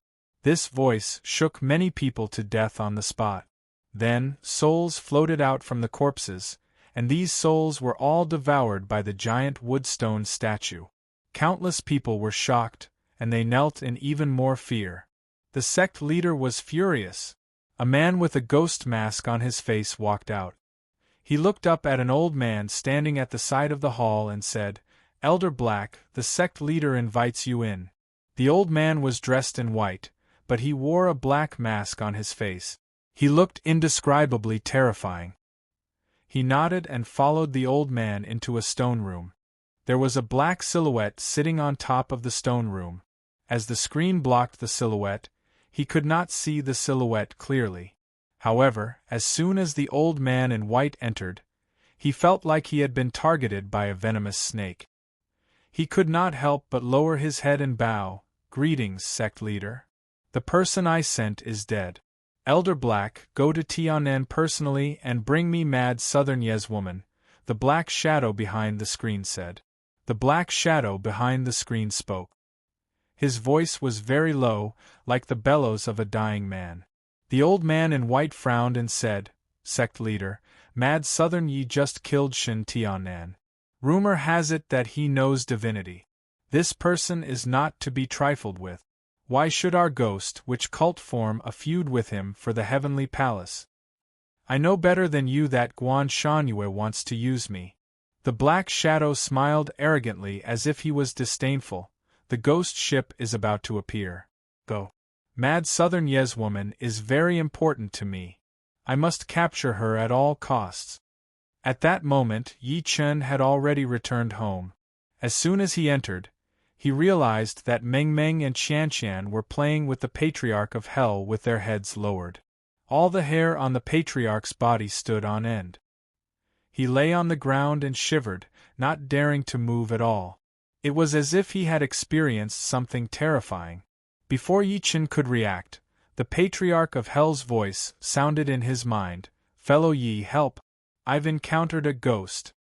Chapter 460. Fellow Yi, help!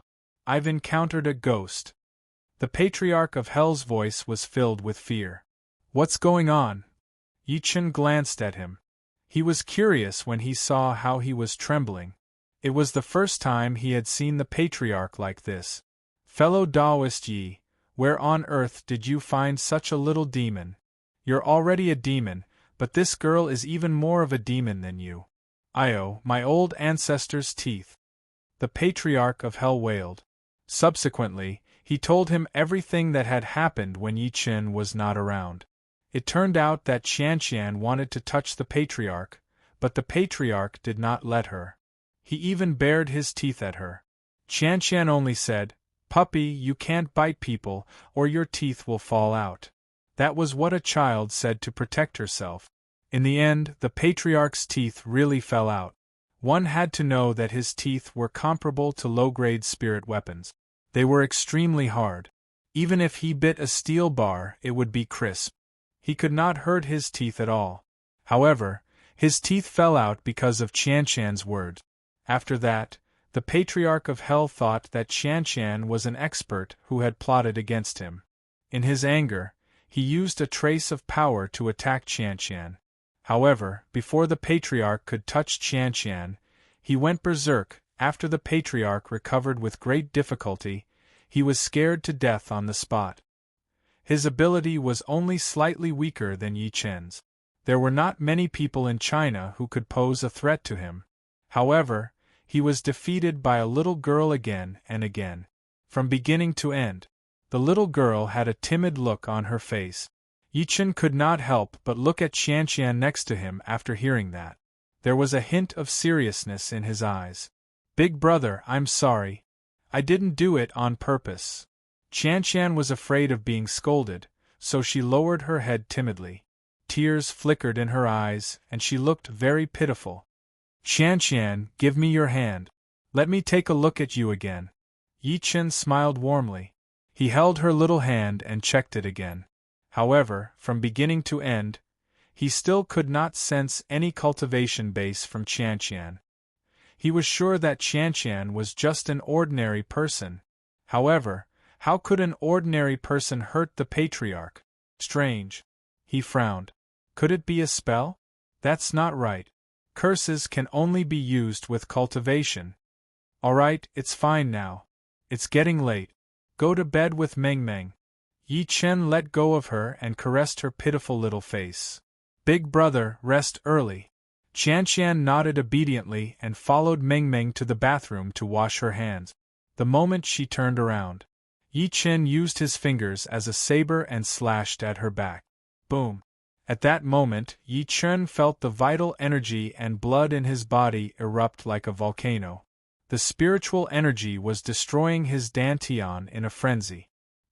He couldn't help but let out a muffled groan and hastily retracted his attack.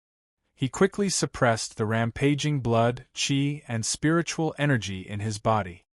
His face was extremely red.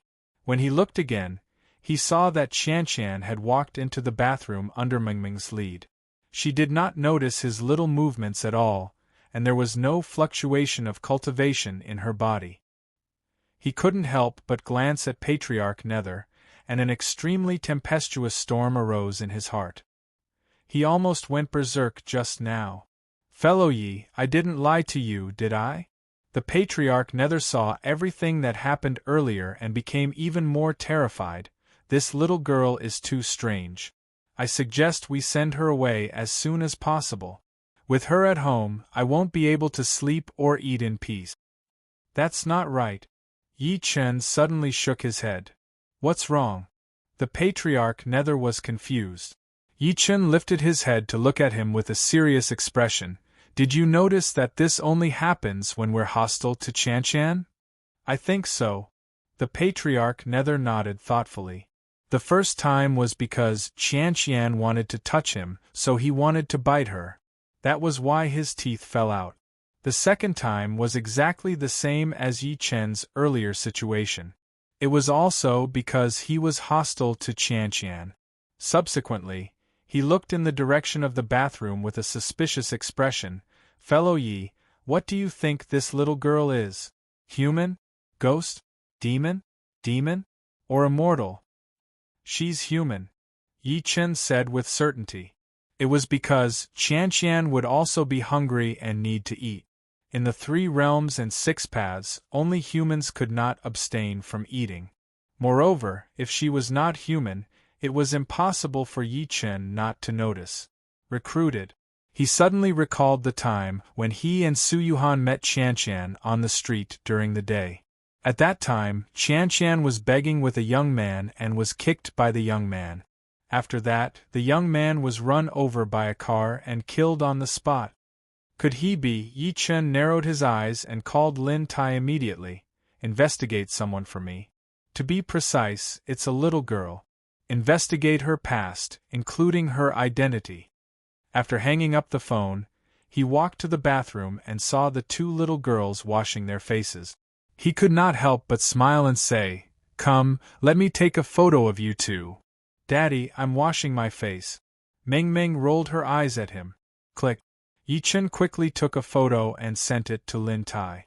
As soon as the 2 little girls returned to their room, Yi Chen received a call from him. "My lord, the little girl in the photo is called Qianqian. She appeared in Tianan half a year ago. She's an orphan. At that time, there was an old man who took care of her. Later on, the old man disappeared, leaving the little girl alone. The little girl wandered the streets every day and was bullied a lot, but what?" Yi Chen frowned. Lin Tai gulped. I found out that some of the people who bullied her died tragically after that, and some had accidents. In particular, there was a woman and a young man who adopted this little girl. These two people didn't treat the little girl well. They often beat, scolded, and tortured her. A month later, one of them was struck to death by lightning, and the other was burned to death by fire. The strangest thing was that this little girl lived in the same house as the young man who was burned to death. The fire burned everything, but this little girl was the only one who was fine. At this point, his voice trembled slightly. I also found out that this little girl was once controlled by a human trafficking organization. In the end, dozens of people in this organization died mysteriously overnight. This matter caused quite a stir at that time, and the cause of death has not been found until now. Although Yi Chen did not turn on the speakerphone, the Patriarch of Hell heard everything Lin Tai said. The next moment, all the hair on his body stood on end, and he seemed to remember something. Fellow Taoist Yi, I know. This little girl has the body of all evil. Body of 10,000 evils? Yi Chen was surprised. That's right. The Patriarch of Hell said with uncertainty, the so-called body of 10,000 evils is a kind of physique that only appears once every 10,000 years. This kind of physique is very strange because in order to form such a physique, her mother needs to be a woman who has been resentful for 9 lifetimes. What's a resentful woman? Yi Chen was confused. The resentful woman of 9 lifetimes refers to a person who has reincarnated 9 times in a row and died of resentment. Her resentment in each life is enough to move heaven and earth, and make heaven and earth feel guilty.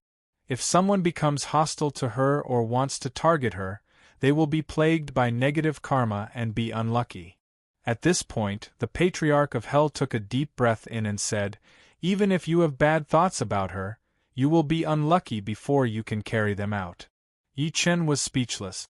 That was a little King shameless. It was even more impressive than cheating. You were only allowed to deal with others and not let others deal with you? When I was in the cultivation world, I encountered a body of 10,000 evils in the mortal world. At that time, the other party was immortal. The Patriarch of Hell added, the country she was in was at war with another country. In the end, her country was surrounded by an army of 1 million people. The whole country was in despair. Guess what happened? It has something to do with the body of 10,000 evils? Yi Chen asked. That's right. The Patriarch of Hell nodded. At that time, this country invited the body of 10,000 evils to the city tower at a critical moment. She fought against an army of 1 million people alone. Although she was only a mortal, she pointed at the army of 1 million people and cursed. She said things like, I curse you to be smashed to death by meteorites.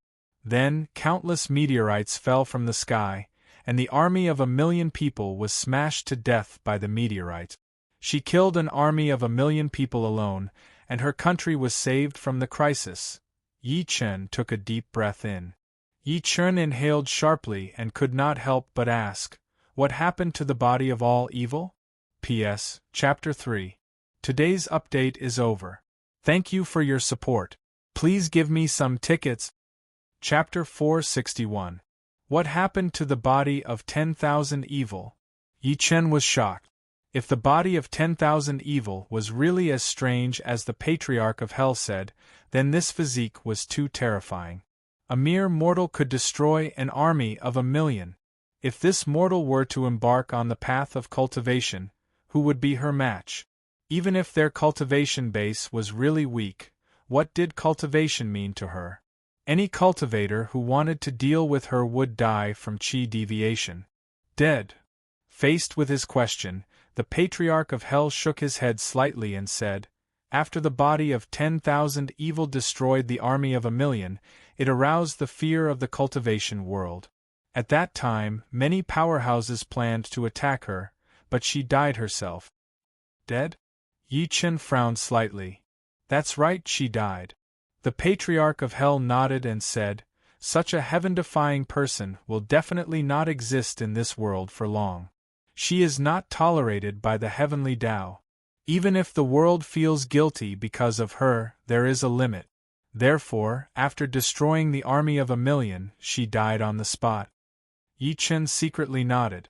He looked in the direction of the room by instinct and asked, "So, do you think Qianqian has the legendary body of 10,000 evil?" "I'm not very sure either." The Patriarch of Hell shook his head and said, "Logically speaking, such a physique is very rare, and it won't appear on Earth where spiritual energy is scarce. If she doesn't have the body of 10,000 evil, then there's only one explanation left." At this point, he could not help but laugh.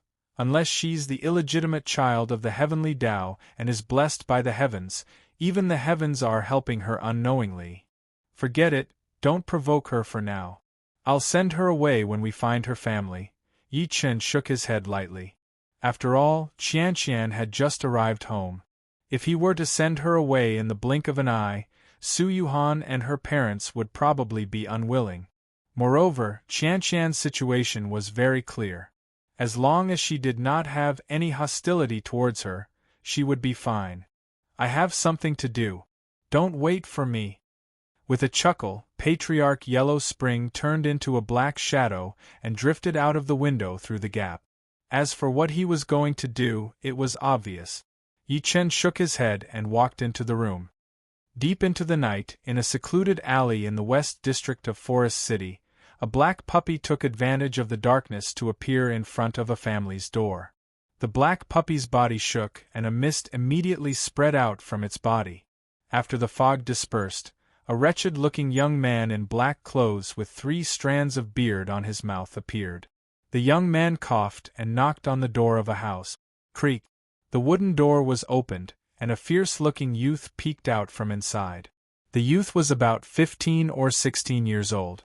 When he saw the youth, he immediately smiled and said, "Uncle Huang, you're looking for my mother again?" "Yeah." The young man seemed to be a little embarrassed with his hands behind his back. He took out a stack of cash and handed it to the teenager. "Take this money and play. If it's not enough, you can ask me for more." "Thank you, Uncle Huang." "Uncle Huang, if only you were my father." The young man happily took the stack of money and left the house like a gust of wind. However, an imperceptible ruthlessness flashed across his eyes. The young man did not seem to notice the look in his eyes. He pushed open the door and walked in. A woman's voice came from inside. "Brother Huang, you're here again? Where's Lil Tian?" "He went out to play." "Brother Huang, don't give Lil Tian any more money, and you even gave him so much. Recently, he hasn't been home at night." "It's fine, I know what I'm doing. Brother Huang, why are you so good to Lil Tian?" At the same time, the young man from before took the stack of money and directly entered a bar.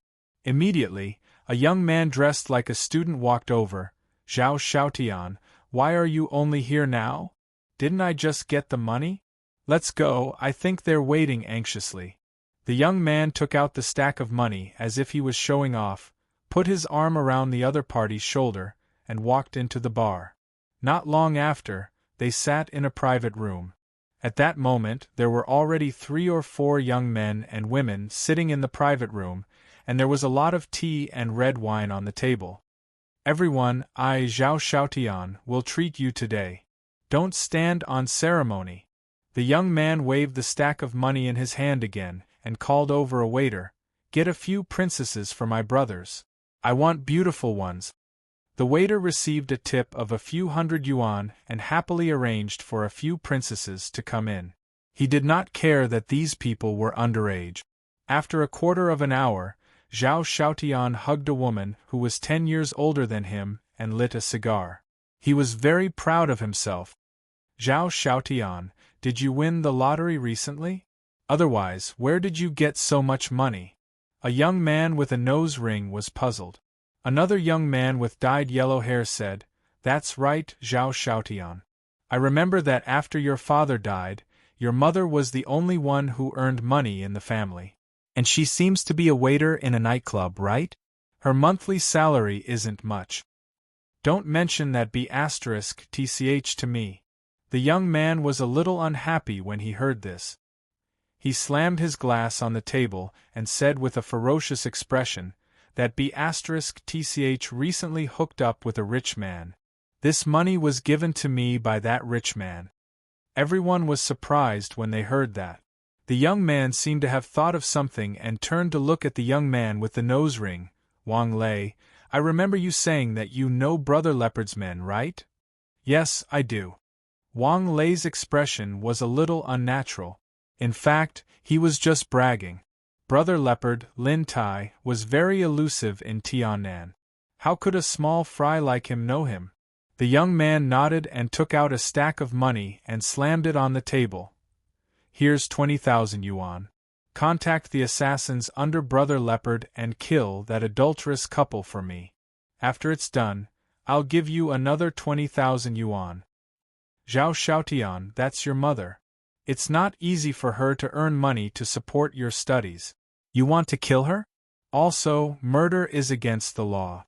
A female classmate was so scared that her face turned pale. Mother? The young man smirked coldly. She's just my stepmother. She's not related to me by blood at all. My father died because of her. Now that my father is dead, she actually hooked up with another man and even fooled around at home in front of me. They think I don't know anything and treat me like a fool. Hee, especially that man. Does he think I'll be grateful to him just because he gave me money? On the contrary, I'll hate him even more. I'll squeeze his money dry and then find someone to kill him. I'll torture him ruthlessly. That bitch has to die too. The young man's childish appearance showed a fierce ruthlessness and hostility. Perhaps he was too excited, but he tightened his grip on the princess next to him, causing her to scream. What are you screaming for? The young man grabbed her head and slammed it on the table a few times. Then, he threw more than 10 pieces of money at her. B*tch, aren't you out to sell yourself? You're just like that bitch, a whore. The rest were so shocked that they were speechless. They were really shocked by the young man's ruthlessness. He even dared to kill the only relative who worked hard to earn money to support him. Moreover, he kept calling her a whore and a bitch. Besides, it was not a feudal society now. If your father was dead, it was normal for your stepmother to find another man, okay? Chapter 462. At the Yi residence. As soon as Yi Chen entered the bedroom, he saw Su Yuhan standing before the mirror in the cupboard in her pajamas. She was stretching her neck in an attempt to see the mark on her back. Su Yuhan said as soon as she saw him, Yi Chen, can you check if the mark on the back of my neck is gone? There's no need to check. It's definitely still there. Yi Chen chuckled softly and grabbed her hand to get her to sit down. He said while smiling, but don't worry. I'll remove it for you now. The reason why he did not remove the slap mark on Su Yuhan's neck as soon as possible was purely because he wanted to find out who did it to her. However, since the 2 black-robed men were dead, the clues were considered completely gone. Lie down first. Yi Chen placed his hand on her neck after she lay down. He secretly mobilized the spiritual power in his body to massage her neck. Su Yuhan felt like a warm current was flowing from her ankle to her entire body. It gave her goosebumps all over her body. The feeling was magical. It was numb and itchy, so stimulating that she wanted to moan. However, she dared not do so due to her reservations. She could only clench her teeth and hold on. A few seconds later, she let out an extremely soft moan. Yi Chen's hand shook. He lifted his head and forced a smile. Can you not moan in such a mesmerizing way? People who don't know better might think that I did something to you. He noticed that his mother, Wu Lan, who was in the room next door, poked his father's arm and mumbled softly when Su Yuhan moaned. Both of them looked relieved. Su Yuhan shut her mouth immediately. Her pretty face was blushing like a ripe apple. She rolled her eyes at him angrily. You jerk, you must have done it on purpose. It's done now. Yi Chen moved his hand away from her body and took out his phone to take a photo of her. Look at it yourself. The mark is gone. It's really gone. Soo-yuhan opened her beautiful eyes wide, seeming to be shocked. You only did it twice and it's gone? I did it more than twice, all right. Yi-chun grinned. Bah. She knew that she had said the wrong thing. She hurriedly crawled into bed and wrapped herself up like a koala. I'm going to bed. There's a bidding meeting at the company tomorrow. I have to attend it. You can send me to school in the morning. The next morning, after Soo-yuhan placed the breakfast on the table, she did not even bother to eat. She picked up her bag and went to the company. After serving Meng-meng and Qian-qian breakfast, Yi-chen was about to leave with his daughter. Qian-qian put down her chopsticks and stood at the door. She looked at Meng-meng, who was in Yi-chen's arms reluctantly. Big brother, where are you taking me? Daddy wants to take me to school. Meng-meng hugged Yi-chen's neck and chuckled. Sister Qian-qian, are you going to school with me? No, there's no need. Qian-qian hurriedly shook her head, put her hand on her chest, and waved. You must study hard in school. Grandpa's son used to tell me that only by studying can I change my fate. Her eyes were filled with envy and loneliness. For her, as long as she could eat her fill and not be bullied, she would be satisfied. She had never thought about going to school like a normal person. This child is really sent by God to punish me. Please note, please pay attention to the rest of your eyes when reading for a long time. 00 recommended reading, it's so sad. Wu Lan, who was standing aside, secretly wiped her tears. Subsequently, she looked at Yi-chen and said, Xiaochen, ask the teacher if you can let Qian-qian go to school when you go to school. How can it be that easy? You don't need a household registration to go to school? Do you have Qian-qian's household register? Yi-hai said in a bad mood. Qian-qian hurriedly shook her head. Grandma, there's no need. Big brother can give me food, shelter, and clothes. I'm already very satisfied. I can't repay Big brother in this life. As soon as she spoke, Yi-hai was moved. A 5- or 6-year-old child actually knew how to repay someone. His heart softened and he could not help but say to Yi-chen, ask old Master Gu if you can register Qian-qian temporarily. Dad, Mom, I got it. Yi-chen nodded lightly and glanced at Qian-qian again. Qian-qian, stay at home.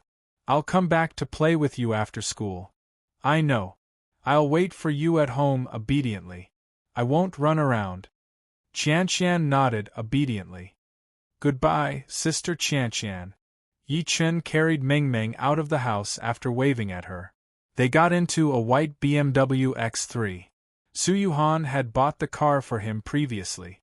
She had even said that she did not want Yi-chen to be too high-profile so that Meng-meng would not be treated specially in school. In the BMW, the little girl sat in the back of the car and pouted unhappily. Daddy, why can't Sister Qian-qian go to school with me? If that's the case, I can play with her more.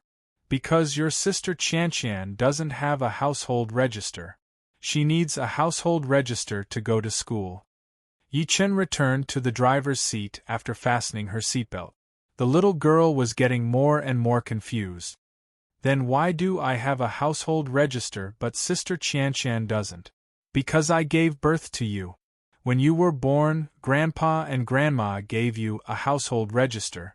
You're a legal citizen, Yi-chen explained patiently as he drove.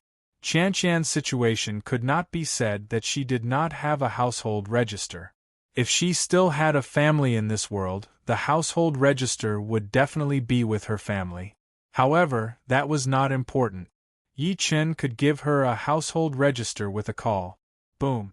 As soon as the car drove onto a bridge, it suddenly exploded with a bang, setting off a flame that was dozens of meters tall. The huge explosive force caused the bridge to shake. It was rush hour, so many cars on the bridge were shocked. With all kinds of breaking sounds, the cars on the bridge were in a mess. Countless people walked out of their cars with shocked faces. At the same time, on a building less than 500 meters away from the bridge, an old man wearing sunglasses saw everything on the bridge. An old man wearing sunglasses saw all the movements on the bridge. He immediately took out his mobile phone and dialed a number. He bowed slightly and said, "Young master, it's done. That kid can't be any more dead. You can rest assured and take action on your side. Don't worry, I did it very cleanly. I guarantee that the police won't be able to find out. Even if they do, it will only be considered an ordinary car accident." After the old man hung up the phone, he looked in the direction of the bridge again and said with a cold smile, "Brat, don't blame me. If you want to blame someone, blame yourself for making young Master Han unhappy." "Oh, is that so?" At that moment, a ghostly voice came from behind him. The old man's body stiffened. He turned around abruptly and saw a young man carrying a 4 or 5-year-old girl standing behind him. "Why this?" The old man looked like he had seen a ghost. He looked at the bridge from time to time, and then at the young man from time to time.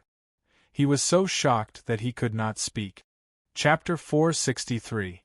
She looked at Yi Chen and his daughter who were standing before her. At this moment, the old man was so shocked that he couldn't say a word. He could not believe that Yi Chen had exploded along with the car a minute ago. In the next minute, he suddenly appeared before him. One must know that the bomb he had installed on the car was enough to blow up the entire bridge, but Yi Chen was fine. Facing his shock, Yi Chen stared straight at him. A mocking smirk appeared at the corner of his lips. "Are you disappointed that I'm not dead? Who exactly are you?" The old man's body turned cold. At that moment, he finally realized that Yi Chen was not an ordinary person. Before this, the young master had investigated Yi Chen's identity. In the end, there was only a handful of useful information. To him, no matter how rich or powerful Yi Chen was, he was not a threat as long as he was not an ordinary person. But now, he realized that he was wrong. Young master is wrong. He was wrong too. How could an ordinary person not die when the car exploded? Could an ordinary person jump over a skyscraper that was dozens of floors high in a minute? Who am I? Yi Chen chuckled softly. The arc at the corner of his lips was getting more and more sinister. "Didn't you find out about my identity before you attacked me?" Bang! The old man's heart turned cold. He did not have time to think, and turned around to escape. He was so shocked that he did not even have the courage to attack Yi Chen. However, the next moment, he only felt an extremely terrifying suction force coming from behind him. He roared and wanted to resist the suction force with all his might, but he realized how powerless his struggle was. Subsequently, he was sucked to Yi Chen's side. "No, don't kill me," the old man said subconsciously. Too late. A ferocious gleam flashed through Yi Chen's eyes. He pressed his palm on the top of his head and performed the soul-searching tactic forcefully. The old man screamed in pain throughout the entire process. "What did you do to me? Devil, you are a devil!" A moment later, Yi Chen was almost done reading the information in his mind. He grinned sinisterly. "Dongxing Group, Han Zimming. Great, you're really great." He found out from the old man's memory that Dongxing Group's director, Han Zimming, not only coveted Su Yuhan's beauty, but he also coveted Star Group's cosmetic formula. That was because Yi Chen had improved the formula of the beauty rejuvenating pill and handed it to Su Yuhan. As soon as the skincare products produced by Star Group went on the market, they became extremely popular. It could be said that they dominated the cosmetics industry. As a competitor, Han Zimming naturally wanted the skincare formula. Therefore, he had been trying to get close to Su Yuhan. Naturally, he wanted to kill Su Yuhan's man. Most importantly, Han Zimming would appear at the bidding conference today, and planned to attack Su Yuhan. "Let me go." All of this was ordered by young Master Han. "I was just following orders." The old man slumped onto the ground, his body trembling uncontrollably. "You're the first to be able to maintain your consciousness under my soul-searching technique. Since that's the case, I'll let you die a quick death." The corner of Yi Chen's lips curled up slightly as a cold smirk appeared. Subsequently, He grabbed him and walked to the edge of the rooftop. The old man seemed to have realized something, and his face turned ashen. "No, don't," the next moment. "My dear daughter, close your eyes." Yichen covered Mingming's eyes and let go. Ah! The old man fell from the skyscraper that was more than 30 stories high. A loud bang came from the ground 5 seconds later. 5:47 seconds, 1 second slower than I expected. Bad review. Yichen shook his head slightly as if he was disappointed. Subsequently, he carried his daughter and leaped. At the same time, in Lin City's Guomao commercial building, it was a 30-story building that belonged to the government. The purpose of building it was to be used by all the companies in Lin City for auctions, tenders, and other formal occasions. Therefore, it could be said that all the business overlords in Tianan, as well as various famous chambers of commerce, were stationed in this building. On the 8th floor of the building, Han Ziming, who was standing in front of the window in a white suit, hung up Uncle Zhong's call and looked up at the corner of the hall. His gaze landed on a woman in a light black professional suit. A smug smile gradually appeared at the corner of his mouth. "Su Yuhan, you rejected my pursuit because you already have a boyfriend. Now you don't have a man, and I, Han Ziming, am destined to be your man." Thinking to this point, he dialed another number. "Get ready. We'll make our move as soon as the bidding conference is over. Don't let that woman with the surname Su escape. This time, I've invited Master Qi to deal with her bodyguard. If you still fail, go to the rooftop together." After hanging up the phone, he took a deep breath and smiled. He revealed a smile that he thought was very gentlemanly and walked toward the 2 women in the corner. As he moved, he immediately attracted the attention of countless people in the hall. Among them, women were the most frequent. If one took a closer look, they would notice that many women were looking at Han Ziming with all kinds of infatuation in their eyes. It was because among all the men present, Han Ziming was the most handsome and had the most gentlemanly temperament. As for the others, they were either middle-aged men who lost their hair or had big bellies. Most importantly, Han Ziming's Dongxing group was one of the best among all the companies. How could they not be secretly excited by such a young and rich talent? Every woman hoped that Han Ziming would stop in front of them. Unfortunately, to their disappointment, Han Ziming did not slow down. In front of a round table in the corner, a woman who looked to be no more than 25 years old could not help but subconsciously say to Su Yuhan, who was next to her when she saw Han Ziming walking over, "Yuhan, look. It's Director Han. He's actually walking toward us." The more the woman spoke, the more excited she became. She hurriedly took out a small mirror and looked at her makeup while saying excitedly, "Yuhan, don't tell me Director Han has fallen for me? You already have a boyfriend. Let me say this first. Don't snatch him from me." Su Yuhan was a little helpless. "Yao Yu, I really can't stand you. You're the vice president of a listed company after all. Do you have to be so infatuated? You don't understand. This guy in front of you is really tall, rich, and handsome. His father is a high-ranking official of Korea's Samsung Group, and his mother is a member of Samsung's board of directors." Yao Yu mumbled. Seeing that Han Ziming was getting closer, she hurriedly went up to him and smiled charmingly. "Director Han, I'm Lihua Group's Yao." However, Han Ziming did not look at her. Instead, he walked straight to Su Yuhan and said with a faint smile, "Yuhan." Before he could finish, Su Yuhan interrupted him. "Director Han, please watch your words. You can call me Director Su or Ms. Su." Her cold attitude made Han Ziming's eyes flash with fierceness. However, he still said in an extremely friendly manner, "Director Su, why didn't your boyfriend accompany you to such an important occasion today?" "My boyfriend is very busy. He has to take care of the child at home. He doesn't have time to come out and look at these women." Su Yuhan was 1,000 miles away from him. "Oh, is that so? Director Su, let me give you a suggestion. It's best to read Lin City's news or Lin City's forum." Han Ziming smiled strangely and turned around to walk to the side. His mysterious words made Su Yuhan secretly frown. She had no idea what he was up to. Yuhan, you're not a good friend. Why didn't you tell me earlier that you managed to attract Boss Han's attention? You embarrassed me. You said that you have a boyfriend before, but it seems like you were lying to me, Yao Yu said sourly from the side. Su Yuhan said angrily, firstly, I'm not close to him. To be precise, I hate this person. Secondly, I do have a boyfriend. Do you really have a boyfriend? Yao Yu was a little surprised. She could not help but ask, who could actually kidnap a beauty like you? Tell me. Is it Director Wang of Zhonghui Group or Director Ma of Baiyao Limited Company? Or Director Liu of Tiandong Group? Neither. Su Yuhan shook her head. Yao Yu was a little disappointed. Neither? Then, is he in politics or business? How many billions of assets does he have? How many apartments does he have? Is he on the Forbes rich list?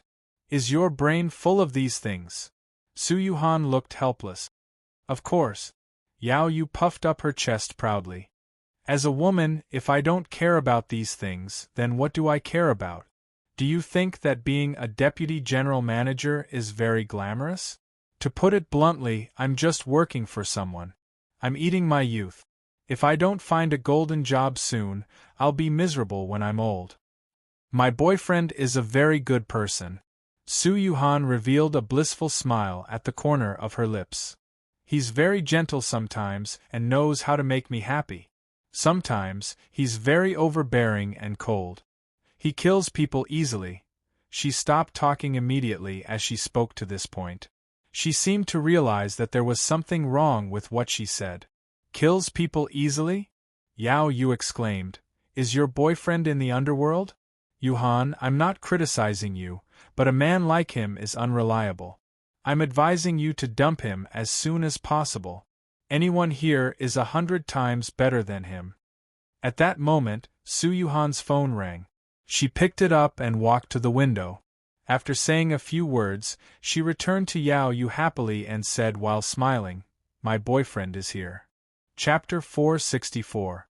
My boyfriend is here. When she said that, the frost on Su Yuhan's pretty face was replaced by sweet happiness. I wonder who was the one who said that I'm a love-struck fool.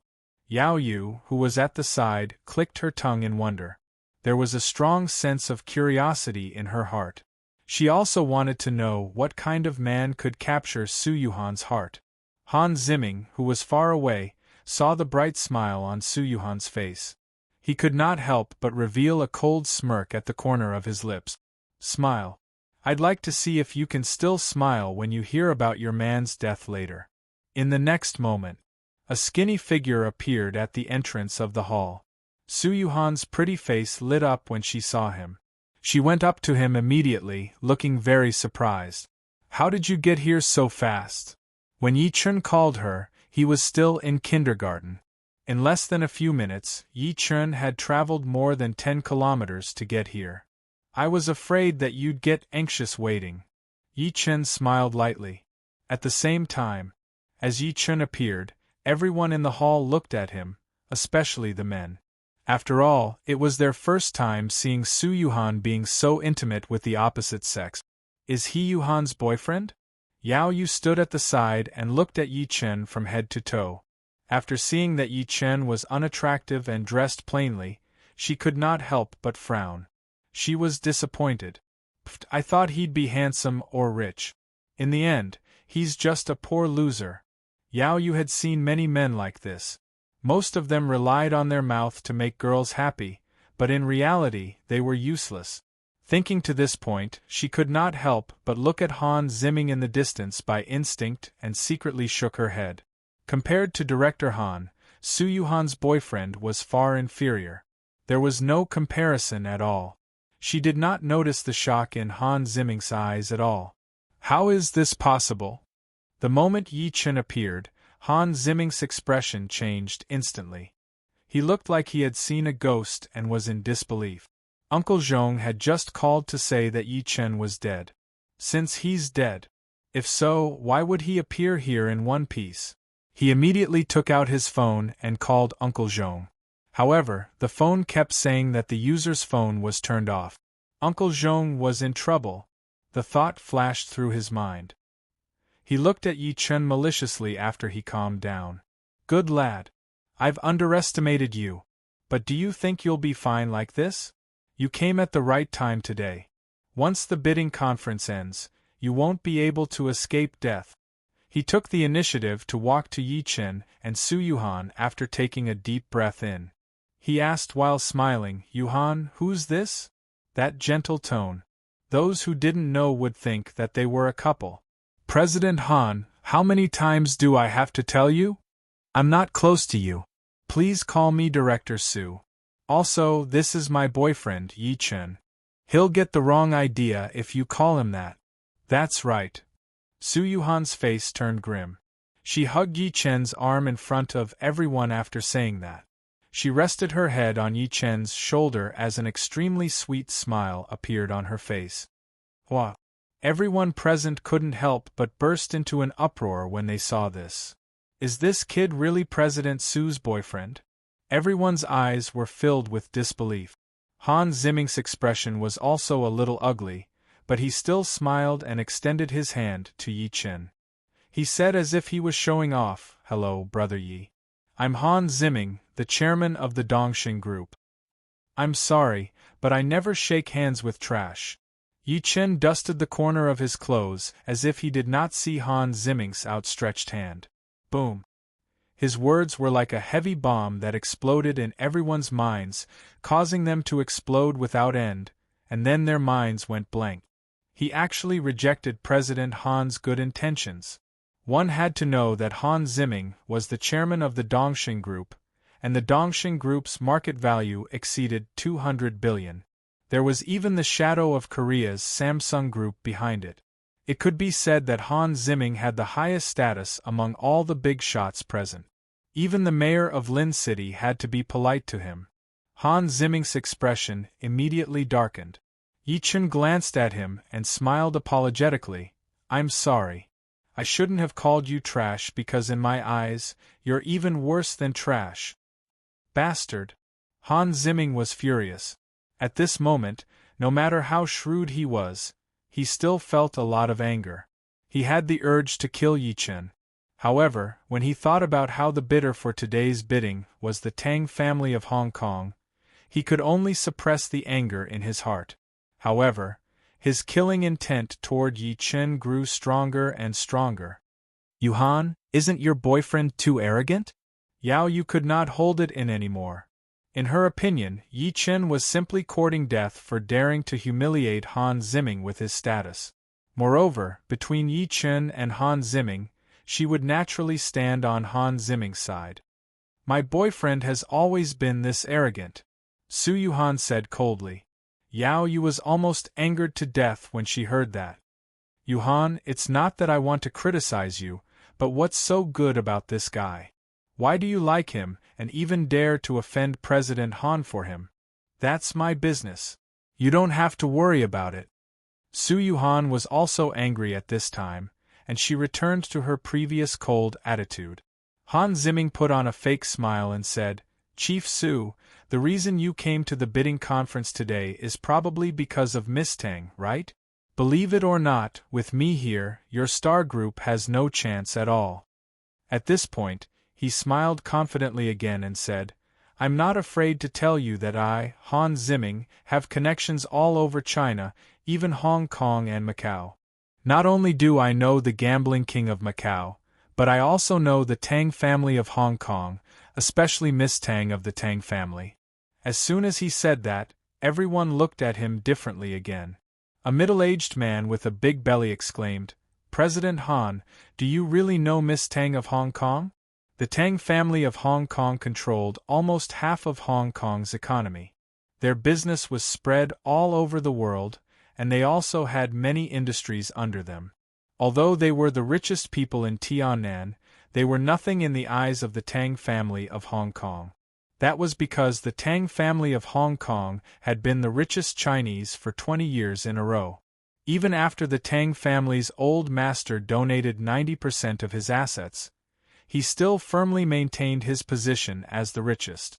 This showed how terrifying the Tang family's wealth was. Of course I know her. Han Ziming's lips curled into a confident smile. The man sighed when he heard that. I didn't expect President Han and Miss Tang to have such a relationship. Looks like today's bidding has nothing to do with us. The others were also disappointed.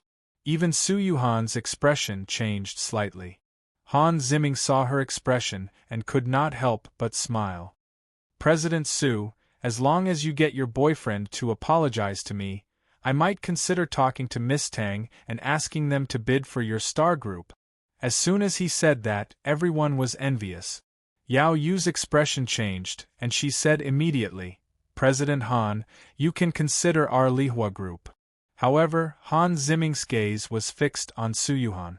If one took a closer look, they would notice that there was a hint of mockery in his eyes. To him, the bidding was very important to Star Group. Once they missed it, it would mean that Star Group would lose at least 10 billion yuan a year. Between 10 billion yuan and an apology, any normal person would know how to choose. However, Su Yuhan shook her head without even thinking, so what? I'm lucky to know that I'm fated to lose. If I really lose, I have no regret. Alright, let's wait and see. Han Ziming scoffed coldly, his face turning pale. At that moment, the sound of high heels could be heard from outside.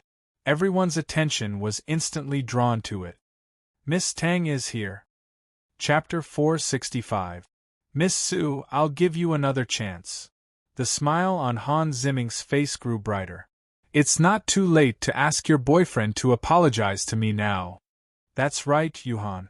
Director Han is right. It's not too late for you to regret it now. Yao Yu was exasperated. She almost called Su Yuhan an idiot. Is it worth it for a man? However, Su Yuhan was unmoved. Instead, she grabbed Yi Chen's hand tightly. Yi Chen patted her, growing more interested in that Miss Tang. He couldn't help but spread out his divine sense. After seeing the people outside clearly, his expression became a little strange. How could it be her? The next moment, a woman wearing a black tight-fitting suit and tasseled leather shoes walked in. The woman wore a pair of slightly rugged black-rimmed glasses. Even so, it was difficult to conceal her vigorous actions as well as her youthful fashion that was about to burst out. Miss Tang. The entire hall immediately fell silent. Everyone could not help but bow to the woman and greet her in unison. It was the heir of the Tang family of Hong Kong, Tang Ning. Bess, you're finally here. Han Ziming stepped forward gracefully. Tang Ning looked down at the time and smiled apologetically. Sorry, I was delayed on the way here, so I'm late. Hearing her tone, everyone present couldn't help but feel their hearts sink. It seemed that Han Ziming really wasn't lying. He really did know Miss Tang, and it seemed that their relationship wasn't bad. Yi Chen, let's go. She held Yi Chen's hand and was about to leave. She already knew that it was impossible for Star Group to obtain the Tang family's bid from Hong Kong.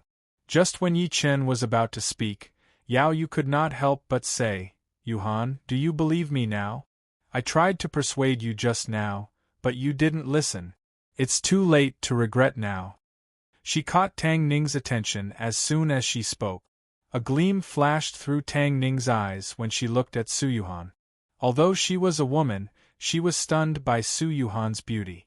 When her gaze finally landed on Yi Chen, she was stunned. She froze on the spot. Director Su, I'll give you one last chance. As long as you get your boyfriend to kneel and apologize to me, I'll let Bess bid for your star group. Han Ziming teased. Yao Yu immediately said, Yuhan, what are you waiting for? However, the next moment, Tang Ning walked to Yi Chen quickly and knelt hard on the ground. She said respectfully and sincerely, Tang Ning greets Master. This sudden scene caused the hall to fall into a deathly silence. Yao Yu, everyone, Han Ziming, Su Yuhan was speechless. Tang Ning greets Master. These 6 words were short, clean, and efficient, yet they revealed boundless fervor and reverence, and it completely shocked everyone to the point of being dumbfounded. Everyone could not believe their eyes when they saw Tang Ning kneeling before Yi Chen. He was the heir of the Tang family. He was someone who controlled hundreds of millions of assets. However, she knelt before Yi Chen like a loyal maid at that moment. She placed her head on the ground as if she was worshipping a king. Countless people were horrified. Yao Yu looked like she had seen a ghost. Han Ziming was stunned on the spot. Su Yuhan covered her red lips tightly, her face filled with disbelief. Get up.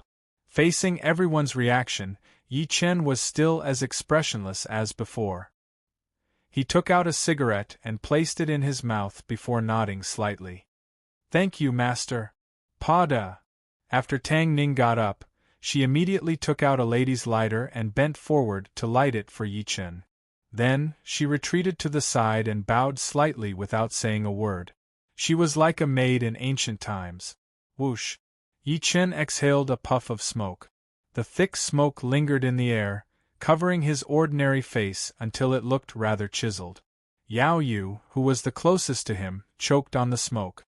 She felt an irritation in her throat. She wanted to cough, but she did not dare to. She could only hold it in, no longer as arrogant as before. At the same time, her heart was also in a perilous state. Who exactly was Su Yuhan's boyfriend? He could actually make the young mistress of the Tang family of Hong Kong submit to him as a servant. Bess, what's going on? Yu. Han Ziming, who had reacted, roared angrily. He stared at Yi Chen in disbelief. Tang Ning was no longer as enthusiastic as before. She was extremely cold. It's very simple. It's because Mr. Yi is my master and the master of the Tang family. I didn't know that Mr. Ye's wife had opened a company. Otherwise, I wouldn't have held a bidding conference. At this point, she bowed to Yi Chen again and said, Master, I'm sorry. This is my mistake. I'm willing to accept any punishment. Whoosh! Everyone's hearts skipped a beat. They felt a roar in their ears like a bolt from the blue. The young man in front of them was the master of the Tang family. That was the Tang family of Hong Kong. Yao Yu's pretty face changed drastically as she cried out involuntarily. Before this, she thought that Yi Chen had an average appearance and was dressed shabbily. She thought that Yi Chen was a good-for-nothing who relied on women to survive. She did not expect him to be the master of the Tang family. To think that she had tested Su Yuhan to find out how much money Yi Chen had, how many houses he had, and whether he was on the Forbes rich list. How laughable were those things in front of the Tang family. She felt a burning sensation on her face, as if she had been slapped twice. A strong sense of regret welled up in her heart. If she had known that the other party's background was so terrifying, why would she have done what she did earlier? Don't worry about it. Yi Chen shook his head lightly and lifted his head to look at Su Yuhan, who was speechless from shock. His gaze was extremely gentle. Yuhan, do you remember what I told you before? I've said it before. Do whatever you want to do, and I'll always stand behind you and support you. One day, you'll realize that this beautiful world and this vast expanse of rivers and mountains have actually been trampled beneath your feet. Yi Chen stretched his arm out and hugged her waist gently. I only want to give you a beautiful world and wealth in this life. Silly girl, the reason why I want to do things is because I want to help you to a certain extent. Su Yuhan touched his face tightly, and her beautiful eyes were about to cry. I don't want to be left further and further behind by you. I don't want to be a burden to you, and I don't want to be a vase. Yi Chen grabbed her hand and placed it on his lips a few times. Then, he slowly turned around to look at Han Ziming in front of him. A sinister smile appeared at the corner of his lips. Director Han, shouldn't we settle the score between us now? P.S. Chapter 2, there's still one more chapter. Chapter 466. Director Han, isn't it time to settle the score between us now? As Yi Chen's voice fell, Han Ziming's expression changed slightly, but he still sneered without batting an eyelid. I don't understand what you're talking about. You don't know what I'm talking about, do you? Seeing that he refused to admit it, the corner of Yi Chen's mouth raised slightly. Before your servant died, He asked me to pass on a message to you. He said he's waiting for you down there. B*****. You really killed Uncle Zhong.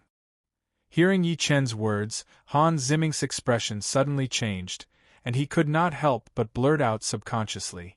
At this moment, he was finally sure that Uncle Zhong was dead, and he was killed by Yi Chen. The rest of the people were confused, but they still retreated to the side intentionally or unintentionally. Even Yao Yu was no exception because everyone knew that Yi Chen and Han Ziming had a feud. So, you admit it? Yi Chen flicked the ash off his cigarette. So what if I admit it? At this moment, Han Ziming no longer hid it. Instead, he smiled coldly. Yi, I did send Uncle Zhong to deal with you. Unfortunately, that bomb didn't kill you. What? Bomb? Su Yuhan exclaimed.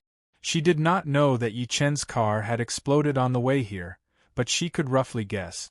Thinking of this, she could not help but glare at Han Ziming angrily. Her pretty face was covered in frost. Director Han, I don't think we've offended you, right? Why do you want to kill us? Han Ziming smiled disdainfully, his expression extremely ferocious. B****tch, I can't wait to press you under my body and ravage you. Just because of this, everyone related to you must die. Since you're all here today, I'll deal with you all at once. After saying this, he suddenly shouted, Shadow. As his voice fell, the space behind him shook like a ripple. The space behind him shook like a ripple. The next moment, 3 people wearing black robes and masks appeared in front of him like ghosts. The 3 of them were the same height like 3 shadows. Everyone was shocked by this sudden scene and unconsciously took a few steps back. Then, they looked at the 3 people in front of Han Ziming in shock. The scene just now was completely beyond their imagination. It was like shooting a movie. The expression of Tang Ning, who had been silent all this while, changed slightly. She stared at the 3 people and said, Samsung Shadow, this is the secret power of Korea's Samsung Group, Shadow. It was rumored that the Samsung Group had businesses all over the world. Not only did they research mobile phones, but they also researched technology and the strength of the human body. Over the past few decades, their huge financial resources had allowed them to gather a huge superpower. And this power was the Dark Shadow. It was said that an Ing was a team of 3, and all 3 of them were twins. Moreover, they were conjoined twins. They were born as 3 brothers, but they shared the same lower body. Later, Samsung used technology to separate them and train them since they were young. They carried out various secret missions as a team of 3. Not only could they assassinate the leaders of many countries, but they could also assassinate martial Dao masters. It was because they were elusive and unpredictable. Tongning, at least you're knowledgeable enough to know that this is a shadow. Han Ziming smiled coldly and looked at Yi Chen with a smug and ferocious gaze. I admit that I underestimated you for Uncle Zhong to die in your hands. However, it's still futile in front of Dark Shadow. Don't worry, after I kill you, I'll love your girlfriend well. At the end of his sentence, he waved his hand violently. Aning, kill him for me. Boom. The 3 black-robed men took a step forward at the same time. Their eyes were cold, causing the entire hall to shake violently, and the windows around them shattered. In the next moment, the 3 of them merged into one and became one person. Behind that person, 4 giant black hands appeared. The giant hands waved quickly, like a ghost roaring, so fast that it was unfathomable. Whoosh! The man moved, turning into an afterimage. He slapped his palm toward Yi Chen's head, as fast as lightning. Under everyone's shocked gazes, Yi Chen turned into a shadow and walked toward Han Ziming step by step. Yi Chen walked toward Han Ziming with his hands behind his back. He did not move at all. When the black-robed man's palm landed on him, Yi Chen did not move at all. Instead, the black-robed man was blasted away by an invisible force. How is this possible? The smile on Han Ziming's face suddenly froze. His mother had personally chosen this Dark Shadow for him. Among all the Dark Shadow teams, their strength was enough to squeeze into the upper echelons. Even an ordinary martial Tao master would not be able to withstand this palm, let alone an ordinary person. However, Yi Chen was completely unscathed. "Quick, stop him, kill him!" Han Ziming could not help but take a step back, roaring repeatedly. At the same time, the black-robed man who was shaken away by Yi Chen blocked in front of Yi Chen in the next moment. Then, he divided into three, completely surrounding Yi Chen. For a moment, 6 hands were placed on Yi Chen's body, and countless violent energies surged into Yi Chen's body. "Get lost!" Yi Chen shouted, and a mighty force swept out from his body, causing the space around Yi Chen to tremble. The 3 black-robed men were sent flying on the spot, their faces filled with shock. The 3 of them attacked together, but they could not do anything to Yi Chen. "Die!" Yi Chen turned his gaze to the person closest to him, not hiding the crazy killing intent on his face. The man's expression changed, and he immediately let out a long roar, causing the other 2 to merge with him again, transforming into the 1,000-armed Guanyin. At that moment Yi Chen punched out. Boom! This punch directly smashed into the man's chest. A scarlet trail of blood splattered across the sky. With a loud noise, countless shattered internal organs and minced flesh were sent flying, dripping with blood. The people on the side had never seen such a bloody scene, and they screamed in fear. When they recovered, they looked at the scene again. The original 3 black-robed men had long disappeared, and there were countless minced flesh where they had been. Gulp! At this moment, everyone sucked in a breath of cold air. In just a few minutes, the 3 powerful black-robed men had died just like that? Dead silence, the entire place was dead silent. Everyone subconsciously shivered, feeling a chill run down their spines, and the depths of their souls trembled. When their gazes turned to Yi Chen again, there was only endless fear. Too strong. It was as if he was crushing dry weeds and smashing rotten wood. "No, this is impossible!" Han Ziming cried out hysterically. His face was filled with boundless horror and shock. Never in his wildest dreams would he have thought that the dark shadow he was so proud of would be so vulnerable in front of Yi Chen. "I told you, in my eyes, you're even worse than trash." Yi Chen bent his fingers and grabbed Han Ziming's neck, lifting him into the air. A sinister smile appeared at the corner of his mouth. "You could have looked for the young lady or your sister. Why do you have to seek death?" Chapter 467. She looked at Han Ziming, who was lifted into the air by Yi Chen. Inside the hall, there was dead silence. The dignified chairman of the Dongxing group was like a little chick in Yi Chen's hands, unable to resist at all. Yao Yu was filled with regret. That's right. How could the man Su Yuhan fell for be an ordinary person? She could not help but glance at Su Yuhan, her eyes filled with jealousy. Why can't I meet such a man? Master! Master Qi, save me! Han Ziming kicked his legs frantically in the air. His entire face was the color of a pig's liver. No matter how hard he struggled, it was useless. At this moment, he finally panicked. He was no longer as arrogant as before. The punch that Yi Chen had used to defeat the 3 of them had shocked him too much. It was not an exaggeration to describe it as a nightmare. Only now did he understand that with such strength, how could he be an ordinary person? If I had known this would happen, I wouldn't have looked for this person no matter what. At this moment, his intestines were green with regret. However, it was useless to regret. His priority was to survive. As soon as he said that, everyone present was shocked at first, then they subconsciously looked in the direction of the door. There was someone else? However, there was silence at the door. Han Ziming's expression immediately changed. Master! Master Qi! Yi Chen looked in the direction of the floor-to-ceiling window and smiled faintly. Come out. Since you're already here, why hide? Sigh. A faint sigh came from outside the window. Bang! A white-haired old man suddenly appeared outside the window with his hands behind his back.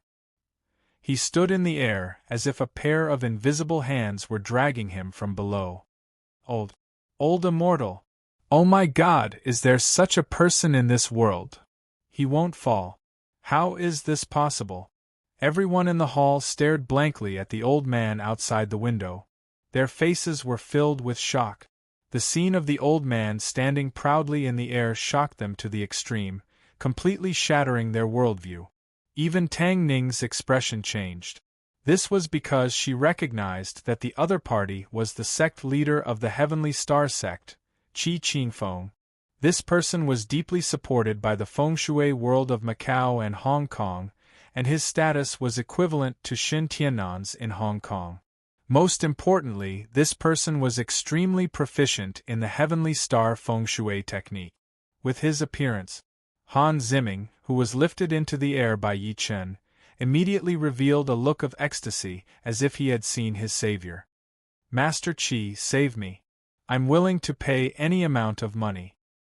He could not help but look at Yi Chen with resentment as he spoke to this point. Yi, you better let me go. Master Qi is a famous master in Macau and Hong Kong. Even the gambling kings of Macau and Hong Kong have to respect him. To him, although Yi Chen was powerful, he would definitely not be Mr. Qi's match. The reason being, even his father and mother admired Mr. Qi's ability. If not for the gambling king owing the Han family a favor, Mr. Qi would not have come. The next moment, the old man broke through the window and landed safely on the ground. Everyone's expressions froze, thinking that the two of them would start fighting. Unexpectedly, the old man quickly walked up to Yi Chen and bowed deeply. Qi Qingfeng, the sect leader of the Heavenly Star sect of Macau and Hong Kong, greets Master Yi. At that moment, Han Ziming was dumbfounded. Tongning was stunned. Everyone was so shocked that they almost fell to the ground. Such an expert actually bowed to Yi Chen and was extremely respectful to him, as if he had seen an emperor. Yi Chen frowned. You know me? I met Mr. Yi at the Longmen Convention. I will never forget the way Mr. Yi killed Xin Tiannan. Master Qi raised his hands above his head and said in a trembling voice. Yi Chen immediately came to a realization, but the coldness on his face did not diminish. What? Are you going to stop me from killing this person today? I wouldn't dare. Master Qi's body trembled, and he hurriedly shook his head. Han Ziming's eyes widened. He thought he had heard wrong. Master Qi, what are you doing? Bastard! Qi Qingfeng's expression suddenly turned cold, and with a backhand slap, he fell to the ground. Brat, you almost killed me.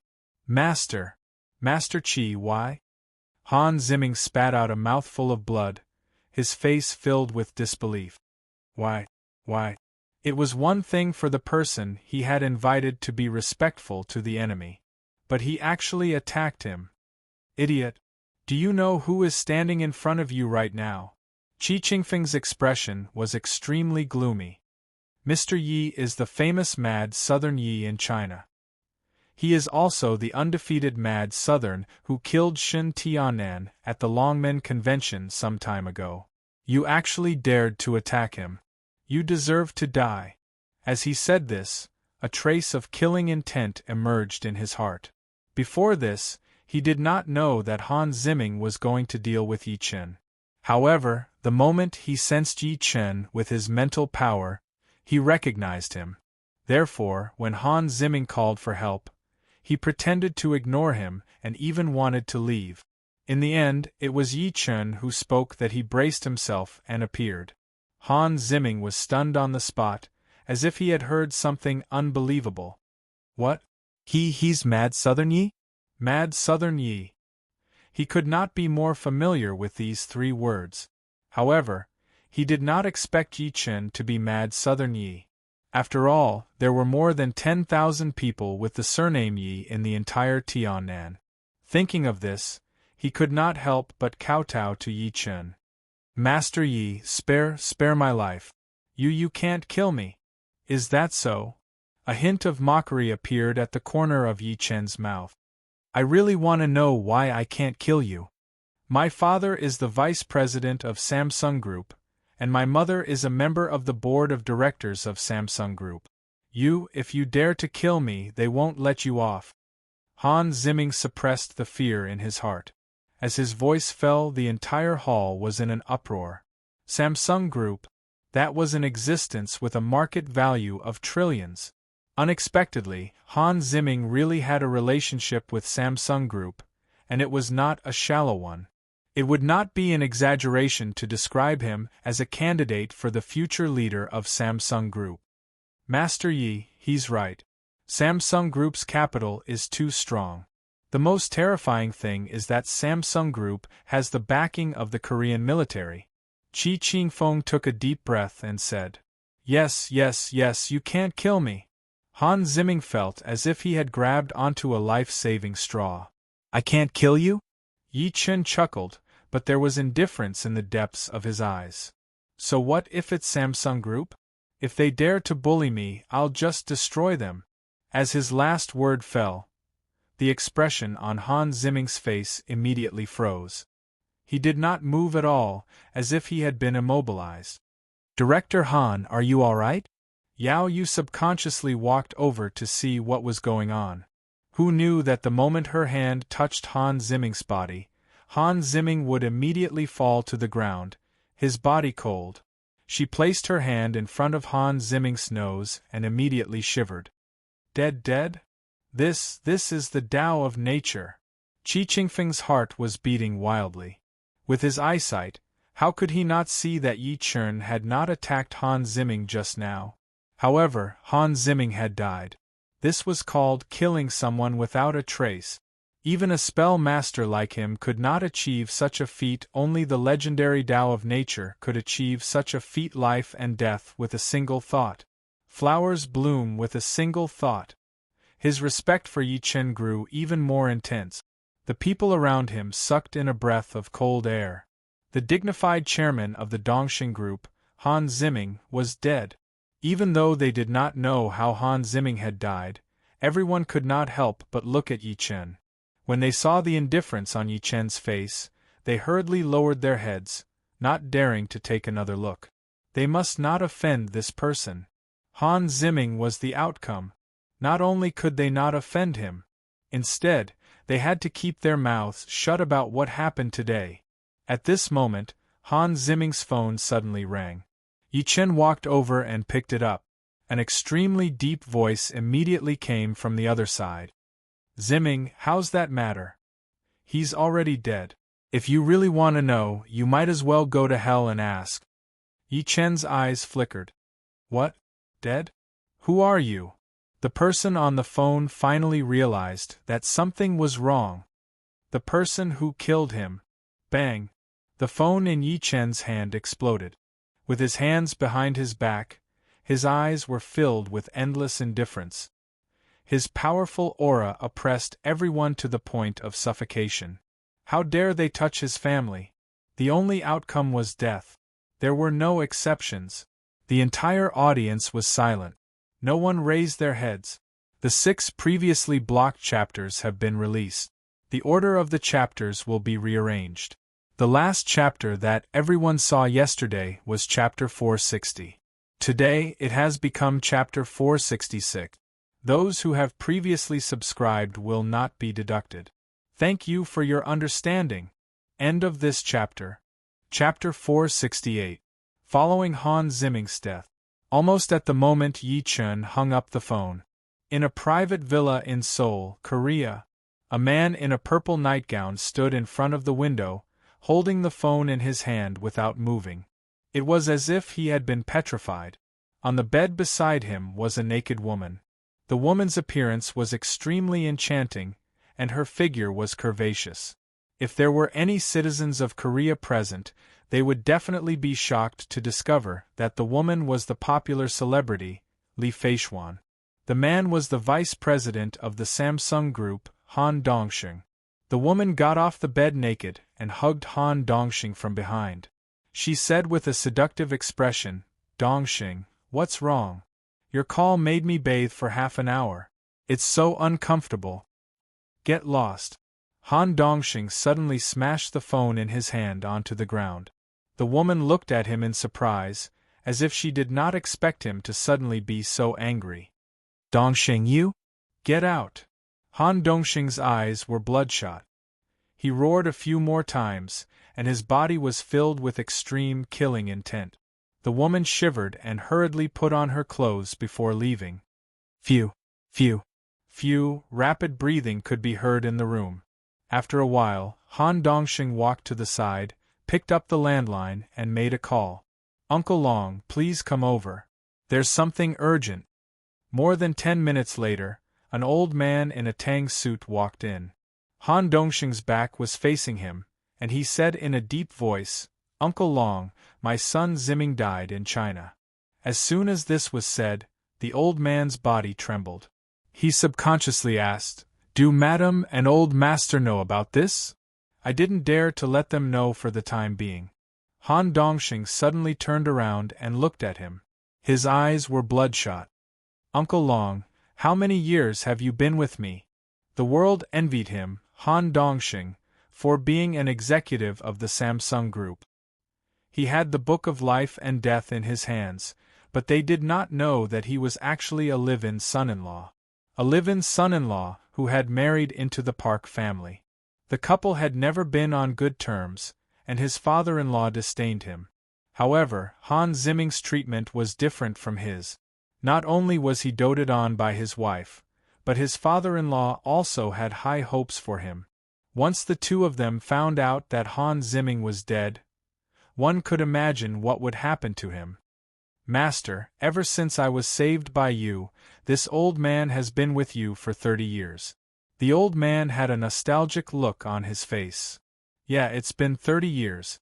Han Dongxing's expression was gloomy. Uncle Long, although I don't know your background, I, Han Dongxing, have treated you well for the past 30 years. Now that my trouble has come, I hope that Uncle Long can help me once. 30 years ago, he was still a young man who collected trash. One night, he accidentally saw an old man being chased on the street. The old man was covered in blood, and the person who was chasing him was extremely powerful.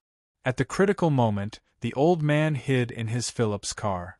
Although he was afraid, he showed great mental fortitude and saved the old man. From then on, he rose rapidly. From a young man who collected trash, he grew up to marry a senior executive of the Samsung Group and became the son-in-law of the mayor. He was the envy of others. Only Han Dongxing knew that his achievements today were completely due to the help of the old man in front of him. The old man had eliminated countless opponents for him and blocked countless arrows for him. The old man bowed and stood up. Master, please tell me if you have any orders. Since you saved my life 30 years ago, I have already handed over my life to you. Very good. Han Dongxing nodded and said, Uncle Long, although you have always been unwilling to reveal your past, I can still guess that you are Chinese, and your enemy is also Chinese. Today, I only ask Uncle Fu one thing. Go to China and bring back Ziming's body and the head of the person who killed him. After saying that, he stared at the old man. He originally thought that the old man would show the slightest hesitation or reluctance. However, the old man simply nodded. I agree to this. This old man's time is coming to an end. Even if you don't say it, this old man would like to take the initiative to resign and return to China to complete my unfinished business. At this point, he sighed faintly. The world only knows Xin Tianan and Guan Shangyue, but they forget that I, Fu Wanlong, am still alive. China, Tianan, Lin City. To Yi Chen, Han Ziming was just an ant-like existence. Yi Chen had 10,000 ways to make such a person live a life worse than death. This was because he was the uncrowned king of the entire Tianan and even China. Putting everything else aside, as long as he gave the order, all the wealthy families in Tianan would not have any business dealings with the Dongxing Group. Moreover, not only did Yi Chen have the Star Group behind him, but he also had the Tang family of Hong Kong, the Murong family of Ganzhou, the Yao family of Spiritual Medicine Mountain, and even transcendental forces like Dragon Soul. The Dongxing Group could not withstand a single blow from them. However, Yi Chen chose the simplest method. That was to kill. kill until they trembled. This was because Han Ziming had already touched his bottom line. Anyone who wanted to touch his family. Only blood could intimidate them. In fact, this was indeed the case. After seeing Han Ziming's death, other than Su Yuhan, everyone present, including Tang Ning and Master Qi from Macau, was completely stunned by him. To the business leaders of Tiannan, most people had heard of Mad Southern Ye's name, but they had never seen him in person. Originally, they did not believe the rumors about Mad Southern Yi, but after seeing him today, their hearts were shaken. To Tang Ning and Qi Qingfeng, Yi Chen even dared to kill the future leader candidate of the Samsung Group. What else did he not dare to do? Tang Ning was even more glad that she had acknowledged Yi Chen as her master. Qi Qingfeng, on the other hand, was secretly wiping his cold sweat. He was glad that he had decisively admitted defeat after recognizing Yi Chen's identity and did not stand up for Han Ziming. Yi Chen did not even look at Han Ziming's corpse. Instead, he returned to Su Yuhan's side. His face returned to its gentle expression. "I didn't scare you, did I?" Su Yuhan sighed softly. She wanted to blame Yi Chen for being too heartless, but in the end, she did not say it out loud. As for the shock she experienced today, it was not the first time she had experienced it. For example, the Su family, after calming down a little, she could not help but say worriedly, "If you kill him, will Korea, it's fine." Yi Chen smiled faintly. Why would he, Mad Southern Yi, need to look at others' faces when he killed? When had he considered the consequences? Seeing his fearless expression, Su Yuhan could only shake her head. She glanced at Tang Ning next to her and said in slight jealousy, "Then, how did you meet Miss Tang?" Without waiting for Yi Chen to speak, Tang Ning immediately stood up and explained. The gist of it was that Yi Chen had helped the Tang family, so he had obtained their loyalty. Although Su Yuhan felt that there were many suspicious points, she still believed that there was nothing between Yi Chen and Tang Ning. The two of them gradually became friendly and signed a cooperation agreement. The rest of the people gradually left. Before leaving, Yao Yu's expression was extremely complicated. She looked at Su Yuhan with envy and jealousy. When Su Yuhan went to the bathroom, Tang Ning saw that there was no one around. She suddenly knelt in front of Yi Chen and begged, "Master, please save the Tang family." P.S. Chapter 1 and more. Chapter 469. What happened to the Tang family? Yi Chen waved his arm to get her to stand up. He said while frowning, "Your family has ruled Hong Kong for hundreds of years. Apart from the two overlords, Shin Tiannan and Lei Feihu, nobody can threaten your family, right?" However, Shin Tiannan and Lei Feihu had died in his hands. It could be said that the Tang family was undoubtedly the most powerful family in Hong Kong, but they had come to him for help. Tang Ning smiled bitterly and said, "Master, you may not know this, but after you killed Shin Tiannan and Lei Feihu, their original forces were taken over by others. One is Master Insher from Thailand, and the other is Sage Xianfeng from Macau. Are these two very strong?" Yi Chen frowned slightly. When he killed Shin Tiannan and Lei Feihu back then, he did not go to Hong Kong to find out about their remaining forces. After all, to him, Shin Tiannan and Lei Feihu were not a threat at all, let alone the so-called shrimp soldiers and crab generals. Who would have thought that these shrimp soldiers and crab generals would have a new master? Very strong. Tang Ning took a deep breath in and said, "Both of them are perfected cultivators. The one in Taibang is called Bassoon Insher. It's said that he's an invincible spell master in Taibang. He's also a tame headmaster. He once killed Taibang's combat master, boxing king, and even the grandmaster of ancient Muay Thai. This person lost to Shin Tiannan by one move 30 years ago. Since he was defeated by Shin Tiannan, where did he get the guts to touch my people?" Yi Chen chuckled softly as if he was in disdain. Tang Ning shook her head and said, "This man has been living in seclusion for 30 years after being defeated by Shin Tiannan. I heard that he obtained a great opportunity and his ability improved by leaps and bounds. He's been saying that he'll return to Hong Kong to seek revenge on Shin Tianan. He's trying to unify Hong Kong after learning that Shin Tianan is dead. At this point she paused for a moment before continuing. Most importantly, Fang Tianhua, the leader of the northern sect in Hong Kong's spell world, fought with him and was severely injured with just one palm strike. Fang Tianhua's strength is only slightly inferior to Shin Tianan's.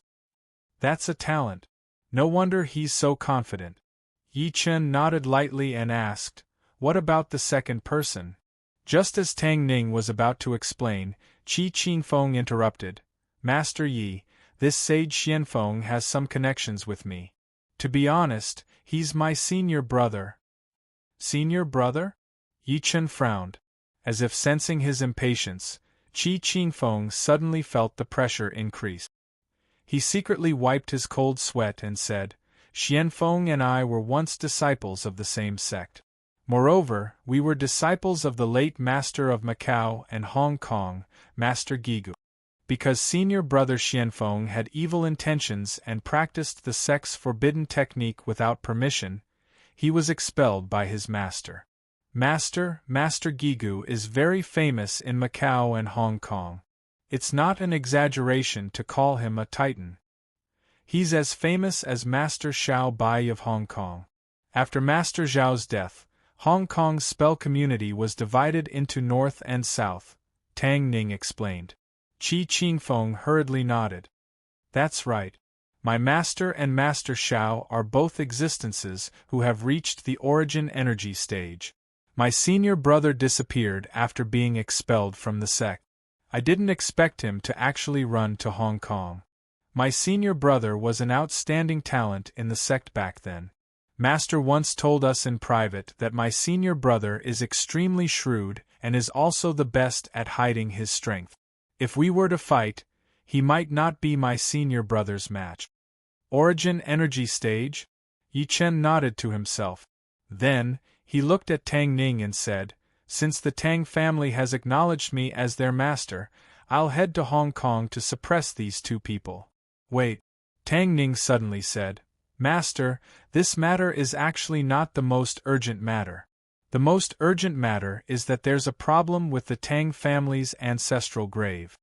At this point, she looked at Qi Qingfeng and hesitated for a moment before slowly saying, "The Tang family's ancestral grave is emitting black smoke, black smoke?" Yi Chen's interest was piqued. Tang Ning's face turned pale as she said, "Yes, it's emitting black smoke. Moreover, the grave has cracked open. Countless black smoke has enveloped a radius of 1 kilometer around the ancestral grave. After it happened, my grandfather wanted to investigate, but because he inhaled a mouthful of black smoke, he is now unconscious and his life is in danger." Only a few people in the Tang family knew about this matter. She did not dare to spread it because she was afraid that it would affect the Tang family's business and cause negative news. Therefore, on the surface, she had come to Tianan to seek business cooperation, but in reality, she had come to ask Yi Chen for help. As soon as she said this, Qi Qingfeng's expression changed slightly. This old man has only heard of the ancestral grave emitting green smoke. This is the first time I've heard of black smoke.